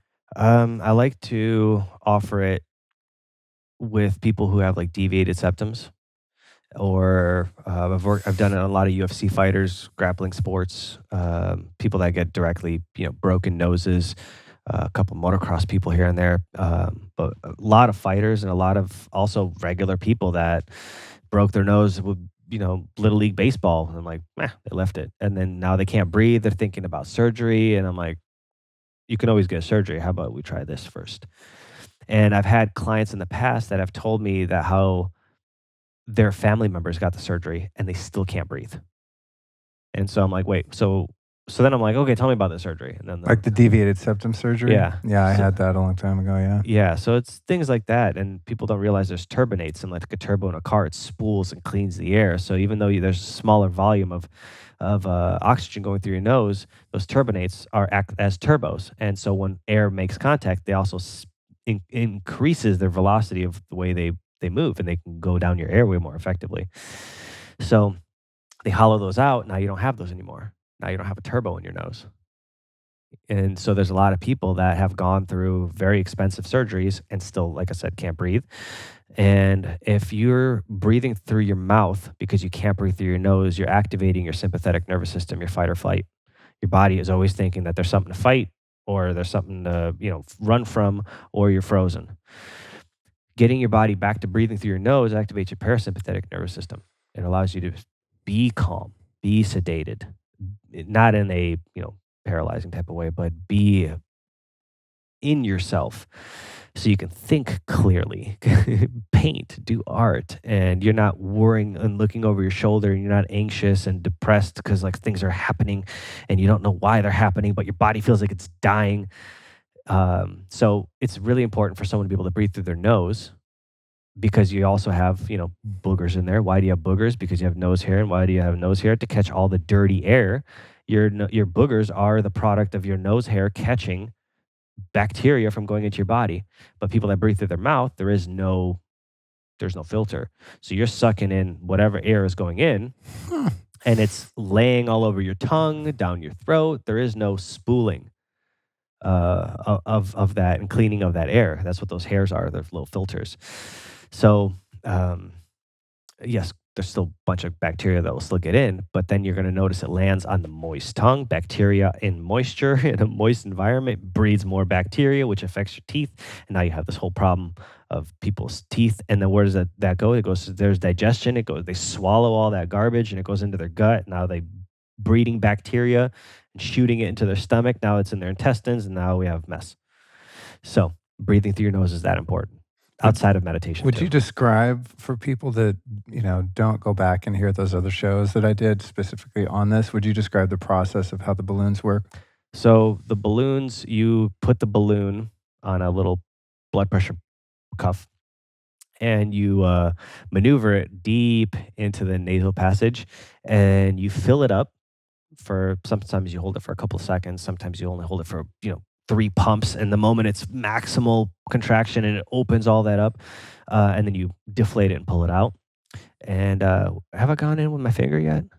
No. No, because I do Uh-uh. that. I do that too. Because then you can get really precise about what things you can move around, and because you have your sinus cavity, and you also have a cavity under your maxilla. So if you if you guys want to try this, you could breathe up through your nose, and you feel the air going up. But you can also breathe backwards and feel it tickle your maxilla. Oh, yeah. So there's several ways to breathe, and so Huh. depending on which one is obstructed, that's when you know which way to go. The balloon is a more general theme. They're going to go down the maxilla. It's going to open up so you can get more volume of oxygen through, give you space to breathe through your nose. The using your finger is a lot more refined, so you can really fine tune where your fingers are going, and you could slide it up in through the up all the way to the tear ducts, move ethmoid bones around if they're shifted, Whoa. and so it's more of a like a carpenter, like a moving, into small places and opening things up so they're more symmetrical, so you can harmonize your breathing through your nose instead of having to do it through your mind. We're like, okay, calm down, calm down. Now you could sit, breathe, and your system will sedate itself because it's recognizing nothing's to run from. Because if you had something to run from, you'd be sucking air in through your mouth. And that tells your brain, okay, what's going on? But when you're breathing through your nose, no one's ever running from a lion with breathing through their nose. Case in point, Yeah. those adjustments for me have been incredible. I mean, it's extremely uncomfortable for 2 to 3 seconds. I mean, it's no party. I've posted it on my Instagram a bunch of times, and people are like, "What the hell?" But it's so brief, and for me, it's not painful. It's just like kind of being, I don't know, like you're drowning or something, right? Like it's just sort It's a of weird feeling. overwhelming for a second, but then it's over. But there's nothing as cool. Well, there are things as cool, but one of the cool things in life is to hear and feel all of those pops up in your sinus cavity. Hmm. Like that is so fun. It's like that satisfaction some people like me get from being adjusted by a chiropractor. Like or even just in my car, I have a little foam roller, and every time I get in my car, I just lean back on that, and I just go, "Oh God, it just feels good to." Hmm. Get all the air, whatever it is in there that's kind of, sticking the cartilage. But it has helped I mean, I've done it, I don't know, probably 15, maybe more times at this point. But it has helped my breathing tremendously, for sure. Hmm. But there's also the cerebral spinal fluid kind of thing too. It's very nootropic also. I mean, it just brings your brain online. That's what I notice. It's a Hmm. really cool modality. All right, so I think we've mostly covered from from the neck up. Um, I mean, something I've complained about throughout my life and on the show a lot is back pain. And as I was describing earlier, just in the time that I've worked with you, we're finding that what you think hurts doesn't hurt because of why you think it hurts, right? It's somewhere else. So, what are some of the common, I guess, causes and solutions you find for neck pain, back pain? People always talk about having sciatica, slip discs. I mean, there's really common issues that we have. What's your take on the whole spine and back pain issue? A lot of people know as above, so below, and so it's true. What happens in the head, in your cranium, not only in your mind but in your cranium, is going to mirror itself into your pelvis. And so, because your teeth are once again more important, your back will deal with it. They're like, oh, make their back hurt, but make their jaw function. And what I like to ask people that have back pain, and I go, "Did your jaw used to hurt? Did you have clicking?" "Oh no, that went away." And I go, "5 to 7 years ago?" And they go, "Yeah, how'd you know?" I go, "Oh, well, that's about the time you start developing back pain. After your jaw clicks and it gets sick of it, your body starts to move itself around, and then okay, it finds a position, and then okay, I can move my teeth here, and then your back 5 to 7 years later starts because you're probably going to be exercising, you're going to be moving around, you're not going to notice it, picking up your kids, but after 5 to 7 years of keeping your jaw and your neck in a weird position and keeping trying to stay alive, your body's trying to keep you alive, you're not going to be able to withstand load if you're exercising on your back or your pelvis because it's not orienting properly. So most of the time, the spine is compensating below for above, but not always because people have short legs. So you could compensate below because if you have a short leg, now it's going to compensate above, and you're not going to be able to fix above because that's so below. So you got to figure out where the problem is coming from, and measuring is really how I do it because you're going to get people who have a seemingly nice curvature, but that's only their musculature and maybe a well developed glute. But then when you actually measure what the spine is doing, and it's not in a good place, like, all right, well, let's fix that. You know, even though observationally, that's probably why no one's ever fixed their back, is because no one ever observed and put a goniometer to their spine or even knew how to do that. I don't even know how many times people go, no one's ever measured my pelvis. Like the basic tilt of the pelvis. So, and then how many people will observe and go, oh, it must be this. And then when I measure it, I go, like I've had my clients go out, and if they're going to listen to this, they're going to probably get a giggle out of it. I've had one person go out and, get some other stuff done, experiment with other practitioners and like training modalities and, because I'm very like laser focused on a certain thing. Let's get this done and then, do other things later. So they went out and they come back, and this person had a herniated disc. So I spent so much time on this person's back, pelvis, neck, making sure everything fits together. The puzzle stacks on top of itself and you can let it go. And it's like the Jenga tower doesn't fall over and you go, great. And then they come back and they go, hey, they told me that, my pelvis is too much tilted forward.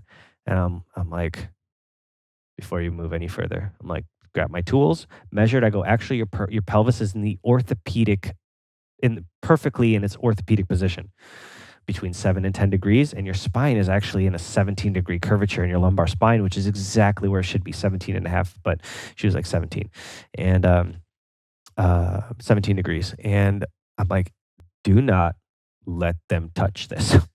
I will be so upset, and so will you, because your back's gonna hurt. And then so they went back and they had a great conversation. Luckily, it was an open-minded practitioner. They had a great conversation. But these are the things that kind of slip away. You go and you're like, someone has an idea based on what someone looks, and then without even measuring, they go run with it, and then they, work with this person for 3 months, but not really realizing that it's going to cause cascading damage years down the road. It takes about 2 years to develop a true injury. Less if you're already coming out of an injury.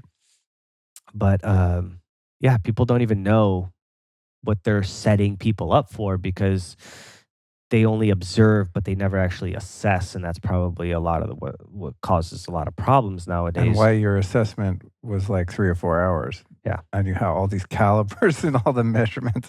I've never seen any of that stuff. The grip strength, like yeah, doing all this stuff, and I was relieved. I'm like, cool, do this as long as you need to, because, like I said, I mean, I've worked with so many talented people and have had symptom relief, but never a permanent change, and none of them have ever measured anything.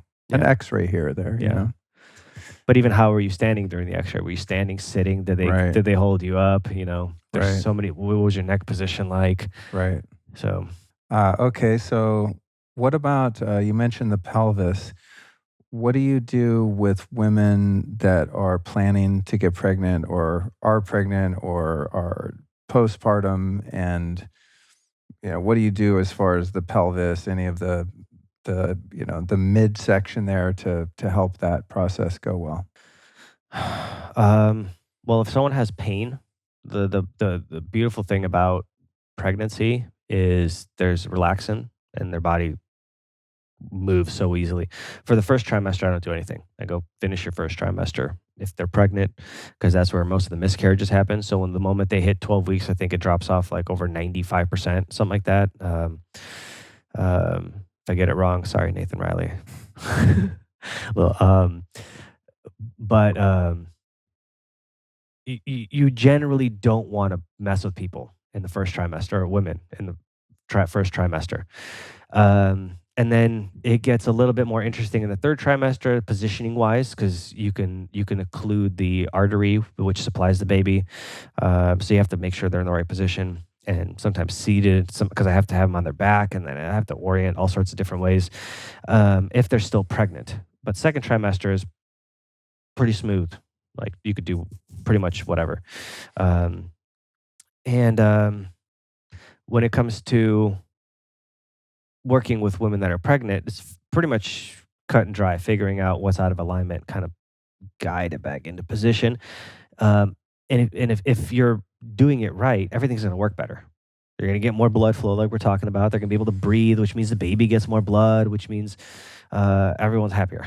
So then people, let's say now they go back and they can't get pregnant. You got to look at what the uterus is doing, and sometimes it's their pelvis is so tipped forward that it's occluding arteries that don't supply the uterus with enough blood. And sometimes you have to take the organ and move it back to its position. Well, and then once the veins and arteries can circulate oxygen more effectively, then you notice it can uh, maintain a child being alive in there. There's so many things to talk about. And if we're talking about post delivery, we got to look at, is there C-section, or is there a traumatic birth? Was there tears? Was there needs to be recovery? Like enjoy having a baby. Like enjoy staring at your baby all the time. Um, and if you got to go to work, no shame. I get it. People got to do what they got to do. But mostly remember, like if you rest properly, the chances of you not damaging things further, especially when you have relaxin running through your system and ligaments and all these things, muscles moving around in unstable positions, allow your body to do what it needs to do to sustain life. And then let's say someone had a C-section, we need to reestablish connection with our lower abdominals, so many different exercises. And it takes a long time. It takes like a millimeter a day. A nerve grows a millimeter a day.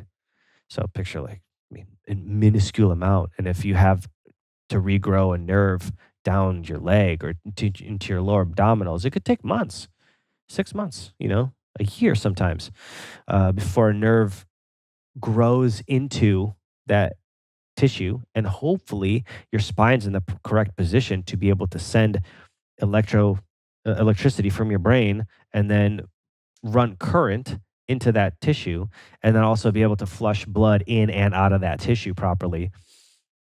So there's a lot of things to coordinate.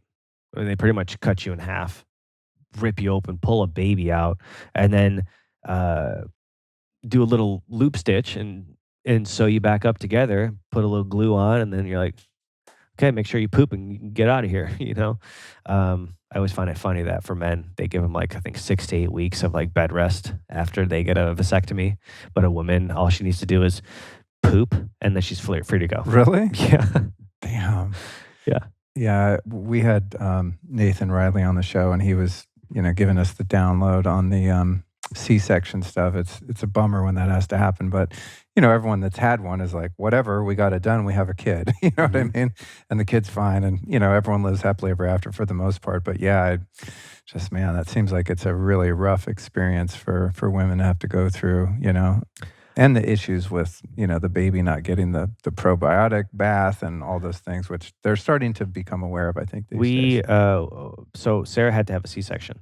And so we colonized a cotton pad inside of Sarah's vagina for, I don't know, a couple of days maybe, or like intermittently.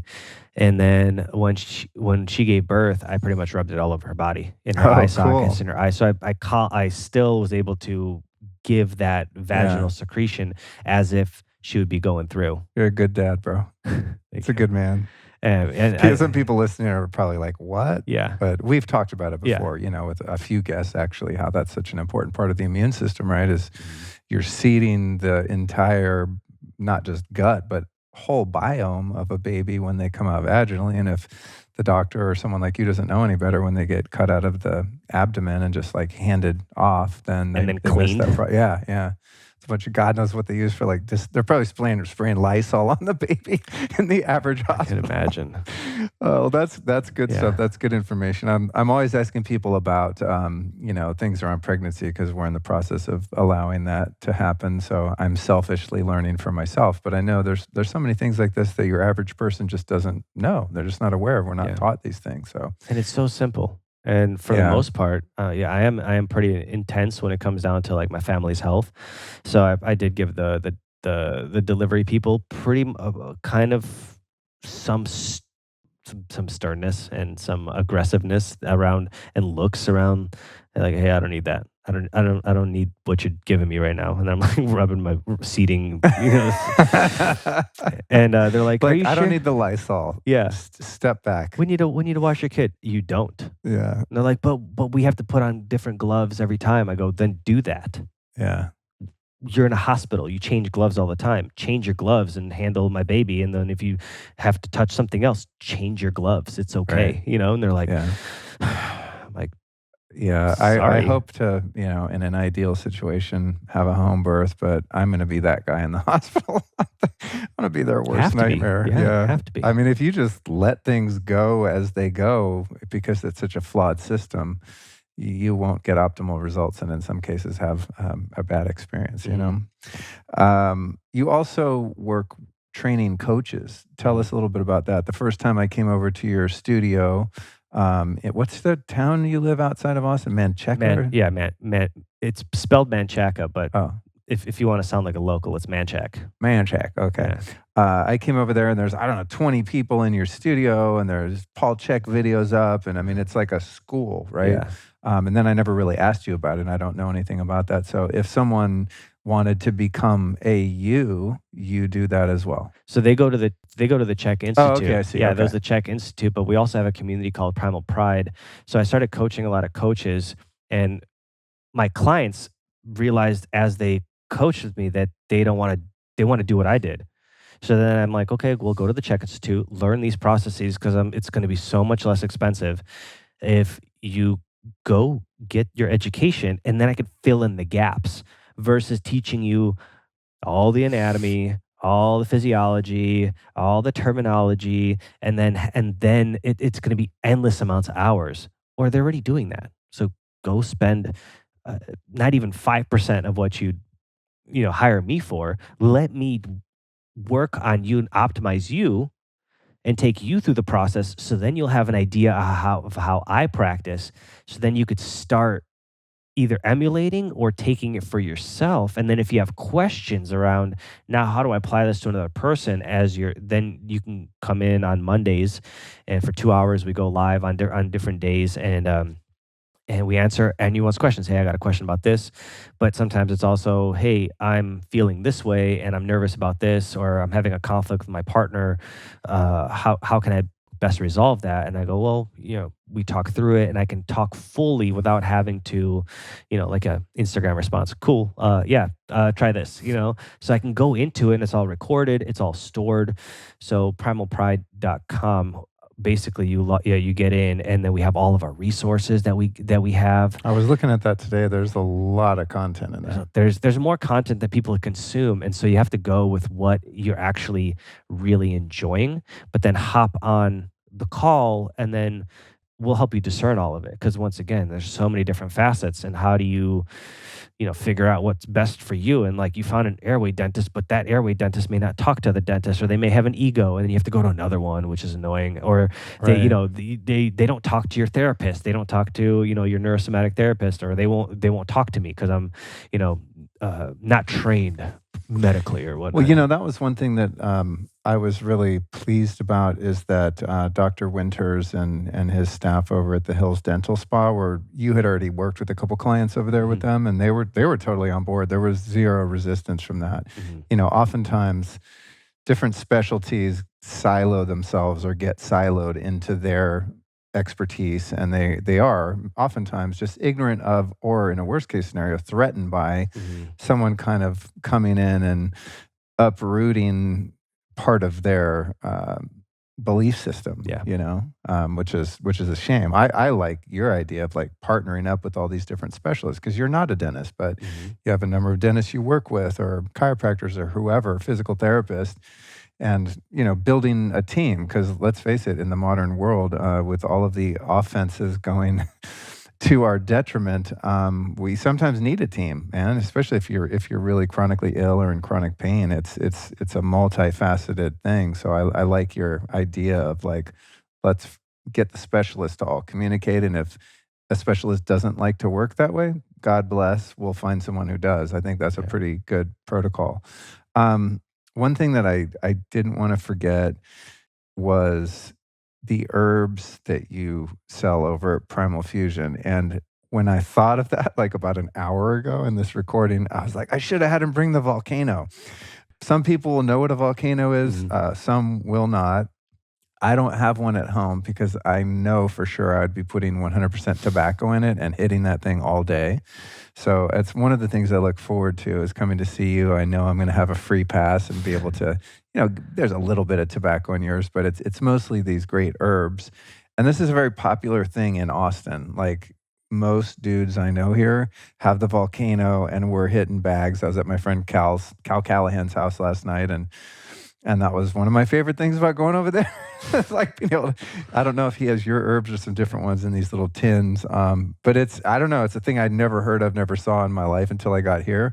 But it is a really cool practice. So I guess tell people that don't know, like, what is a volcano, how you use your herbs, what's in them, what they do, because I really enjoy them just a little too much, which is why I don't keep them around.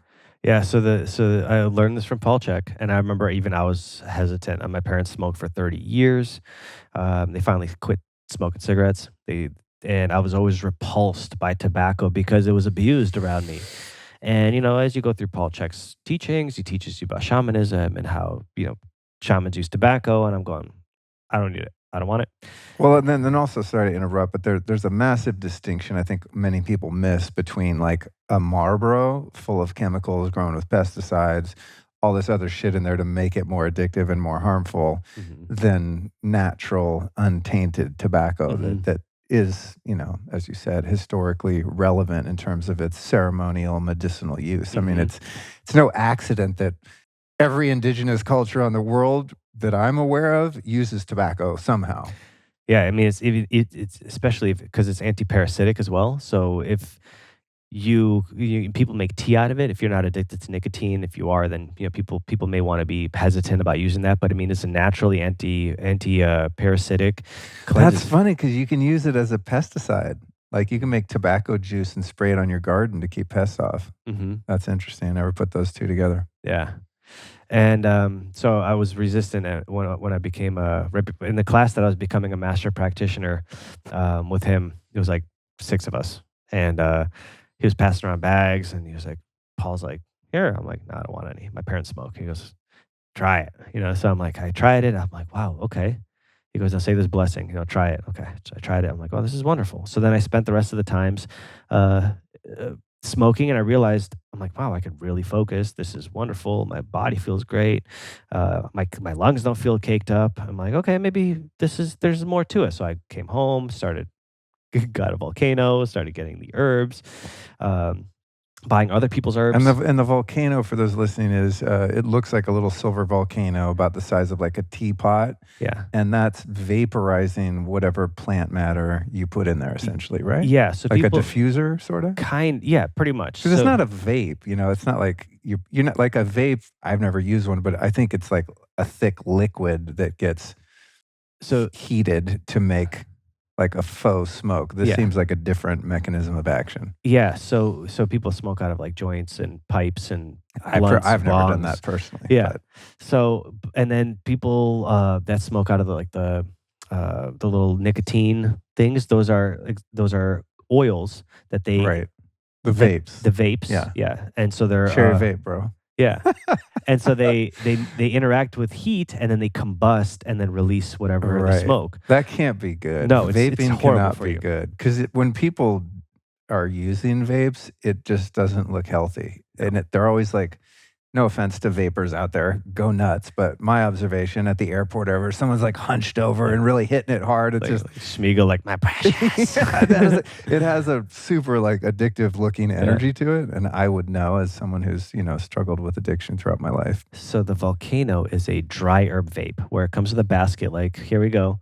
We have a cup and you have a basket and you put the tea in and you put the herbs in the basket. You close the basket and then instead of putting it on fire, you put it on the volcano, which basically has a heat pump and it pumps heat through the cup or the chamber into a bag. Yeah, So essentially, hot air, hot air. right? So you're not burning the material, which is why it's not smoke. Correct. It does burn a little bit, but you're moving air through it enough to release the properties of whatever you're trying to smoke. Got it. Okay. Like the tea, you don't brew tea at 400 degrees. It brews, black tea brews at 212, green tea at like 175. They all have their temperatures, and no one after drinking their tea goes, "Oh, you know what? I really appreciate this tea, Luke, and then I'm going to eat this tea bag." But that's what people do when they smoke out of blunts and cigarettes and joints and things like that.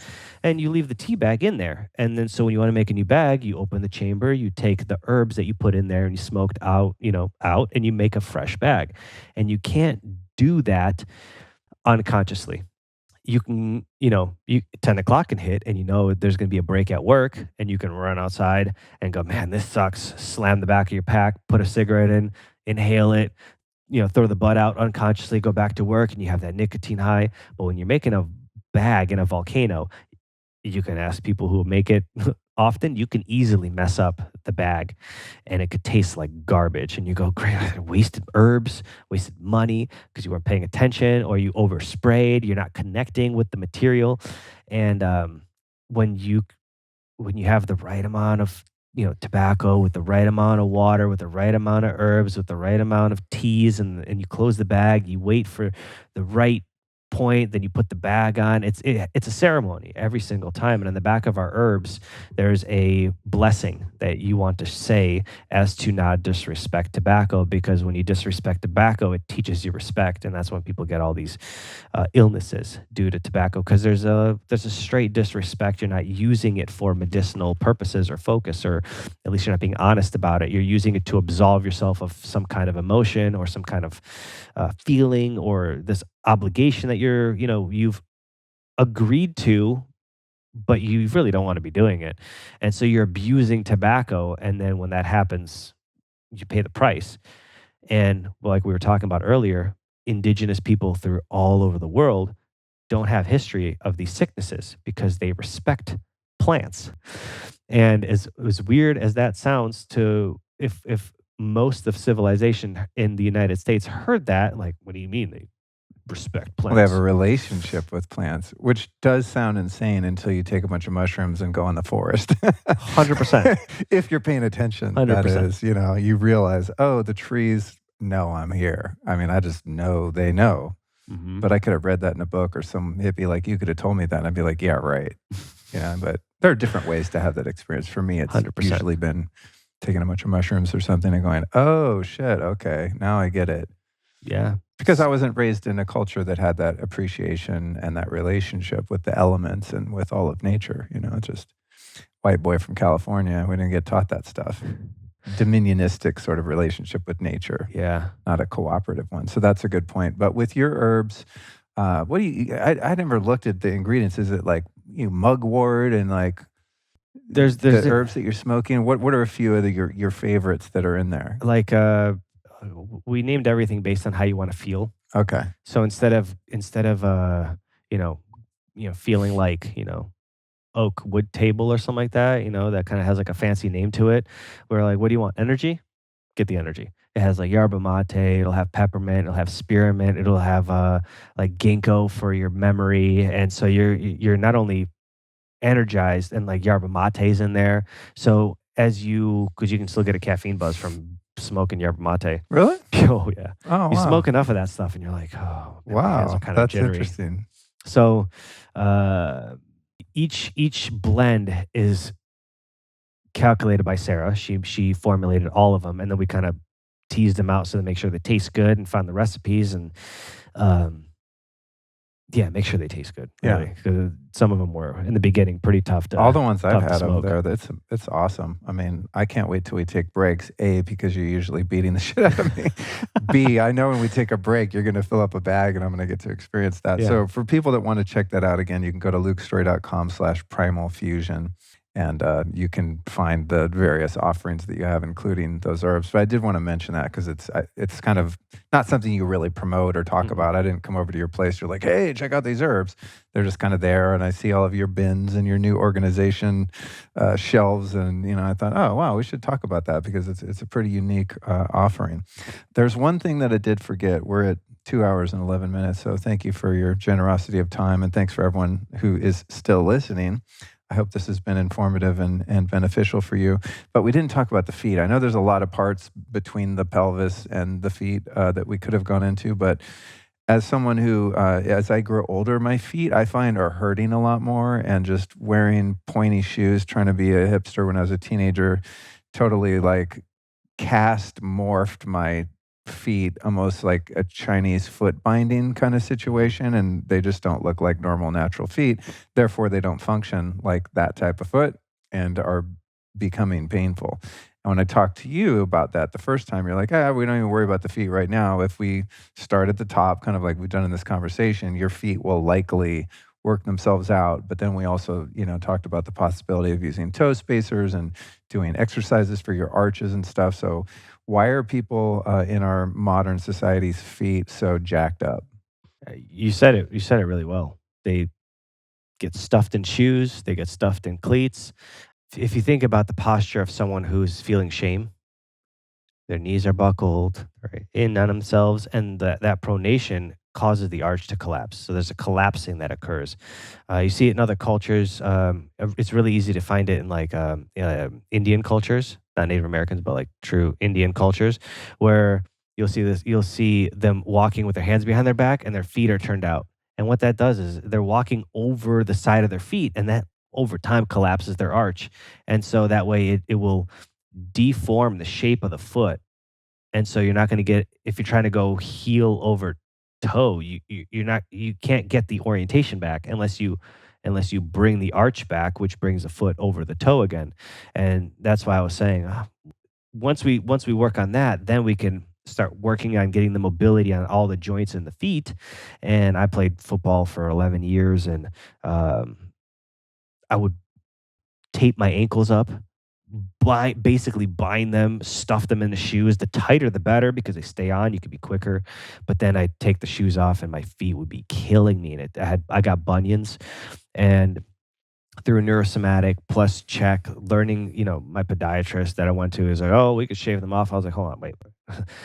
Started going through different schools. They That's go, that's been offered too. That sounds gnarly. yeah, Shaving the bunions, like that yeah, extra bone growth, like mhm, that sounds brutal. yeah. But your body will reabsorb it.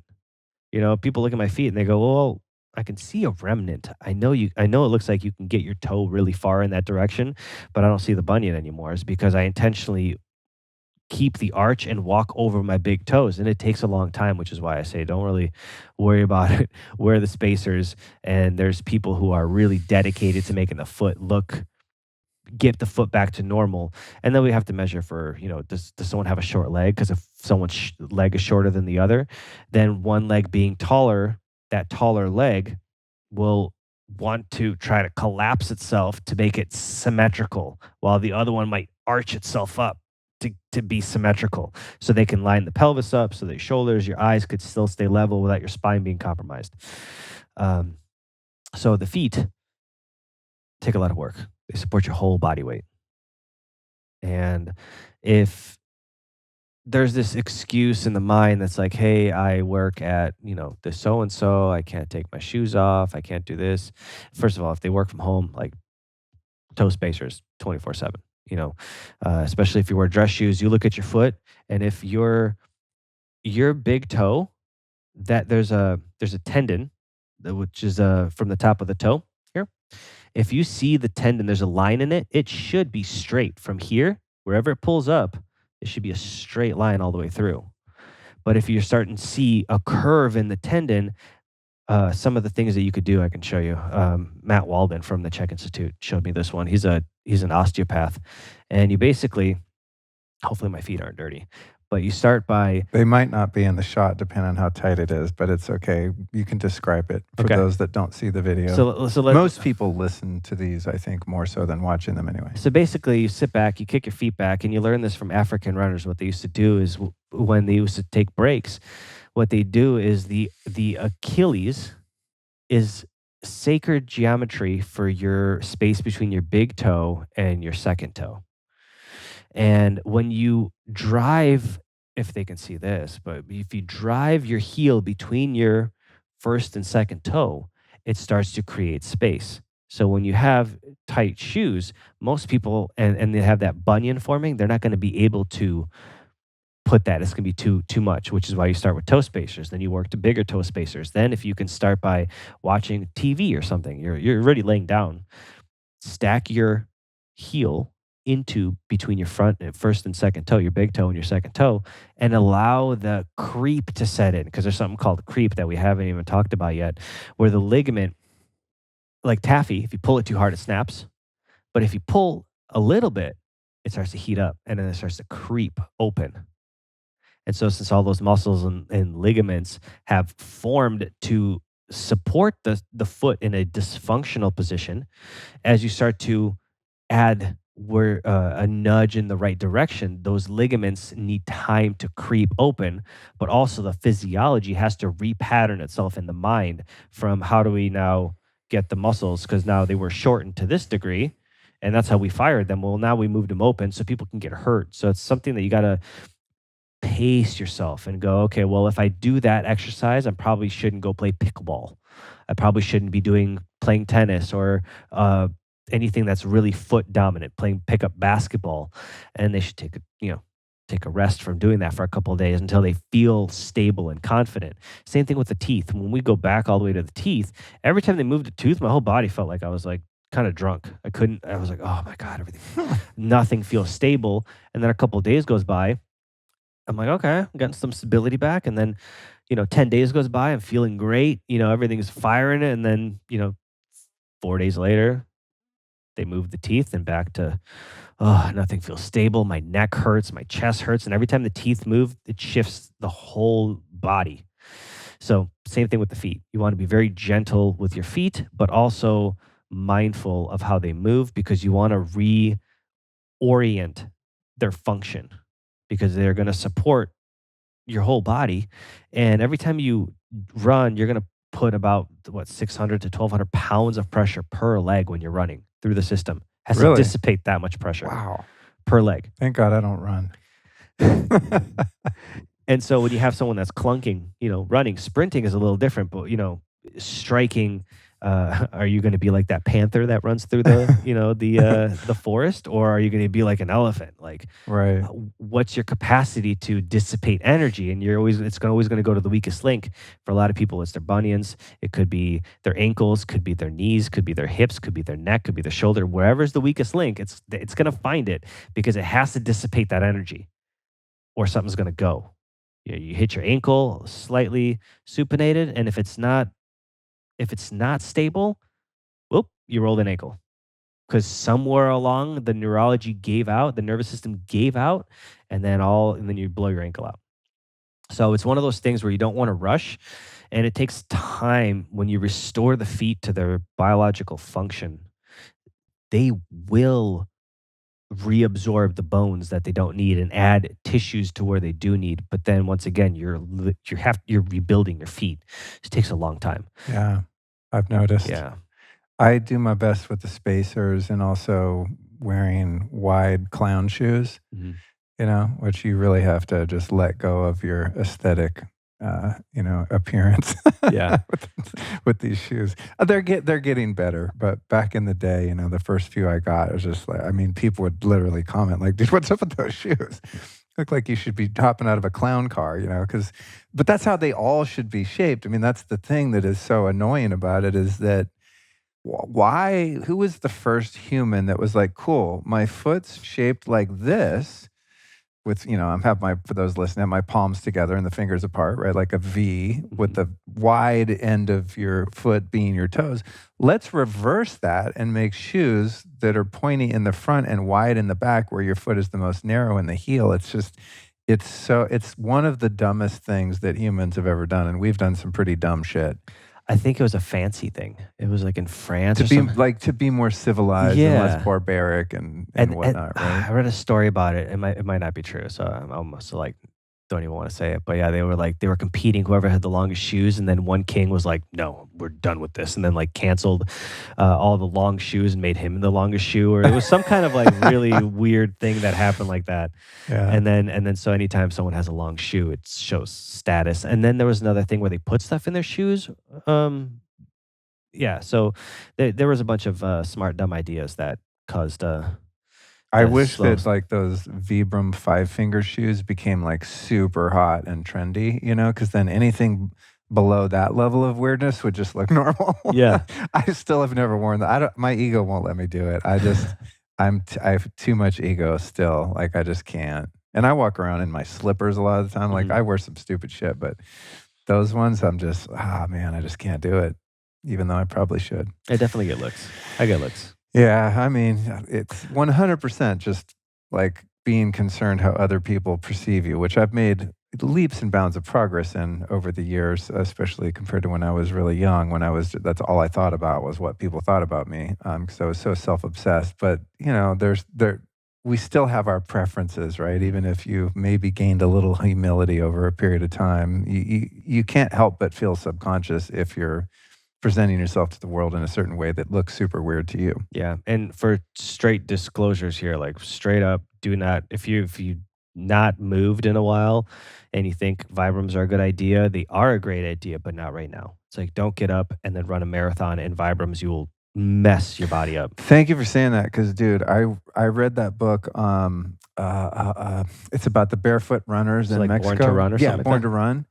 And I was like, "Oh, fuck this. I'm getting, flat shoes, minimal footwear," right? And so I had my Earth Runners, which are great. They're grounded. I mean, I love those things for being outdoors.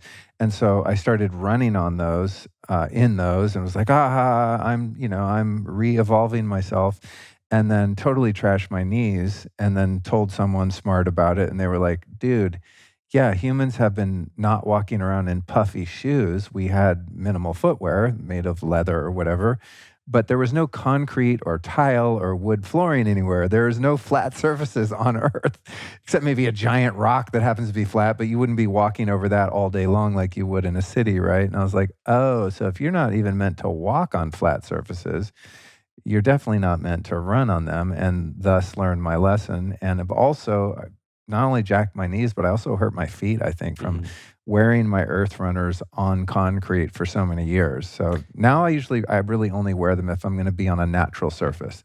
Yeah, and thinking about when the arch of your foot, it can be regrown and reestablished, and I don't mean like regrown like you grow more arch, but you reestablish the arch and you can claim that back. Takes time, takes a lot of patience. You're gonna have to work with the fascia, stretching the fascia on the bottom of the feet, the plantar fascia. But now think about this: if your feet are already flat, the way they work is the plantar fascia in the bottom. When you take a step, it opens and then you build elastic energy, and then as you step over and you start to go in extension, so your foot's behind you now planting and you're running forward, the back leg, it dissipates that energy and creates free movement. And then your left foot strikes, absorbs it, and then as you start to go over that foot, and then it dissipates that elasticity. So now if someone has flat feet or a high arch, when they hit the floor, they have no absorption or they have no flexibility. That thing is not going to stretch. So it's going to tear things. It's going to feel like tearing. That's why people get plantar fasciitis, because your plantar fascia is inflamed. Plantar fasciitis is inflammation. You have inflammation on the bottom of your feet, on that tissue specifically. Why? Because it's either already overly stretched and then you're banging your bones into the ground, or they're already high and they can't stretch properly, and you're putting too much load on them, and then they're becoming inflamed and now you have pain. So once again, it's like ease into it. Wear them around the house for like wear them outside. wear them on dirt, Yeah, wear them at yeah, the beach. Let your feet adjust before you go like running a marathon, doing box jumps in them. Like yeah. wear them for deadlifts, fine. Don't wear them for speed sprinting, on a basketball court and then doing like suicide drills and ladders and like pounding, shuffles like That sounds because you thought it was a good idea. that sounds dangerous. Thank you for the disclaimer. I think that's a good place to end. And thanks for your body of knowledge and your commitment to biomechanics and just understanding the human body. I too am fascinated by it, so I love talking to people like you that can tell me like how this, how the OS works, like what's under the hood of this thing, right? Because Mhm. we just get these signals from our body that something's wrong, and it takes someone like you to explain why it's happening, and hopefully, like you said, educate us on how to repair it and get back into balance, homeostasis. So thank you, sir. My pleasure. Thank you.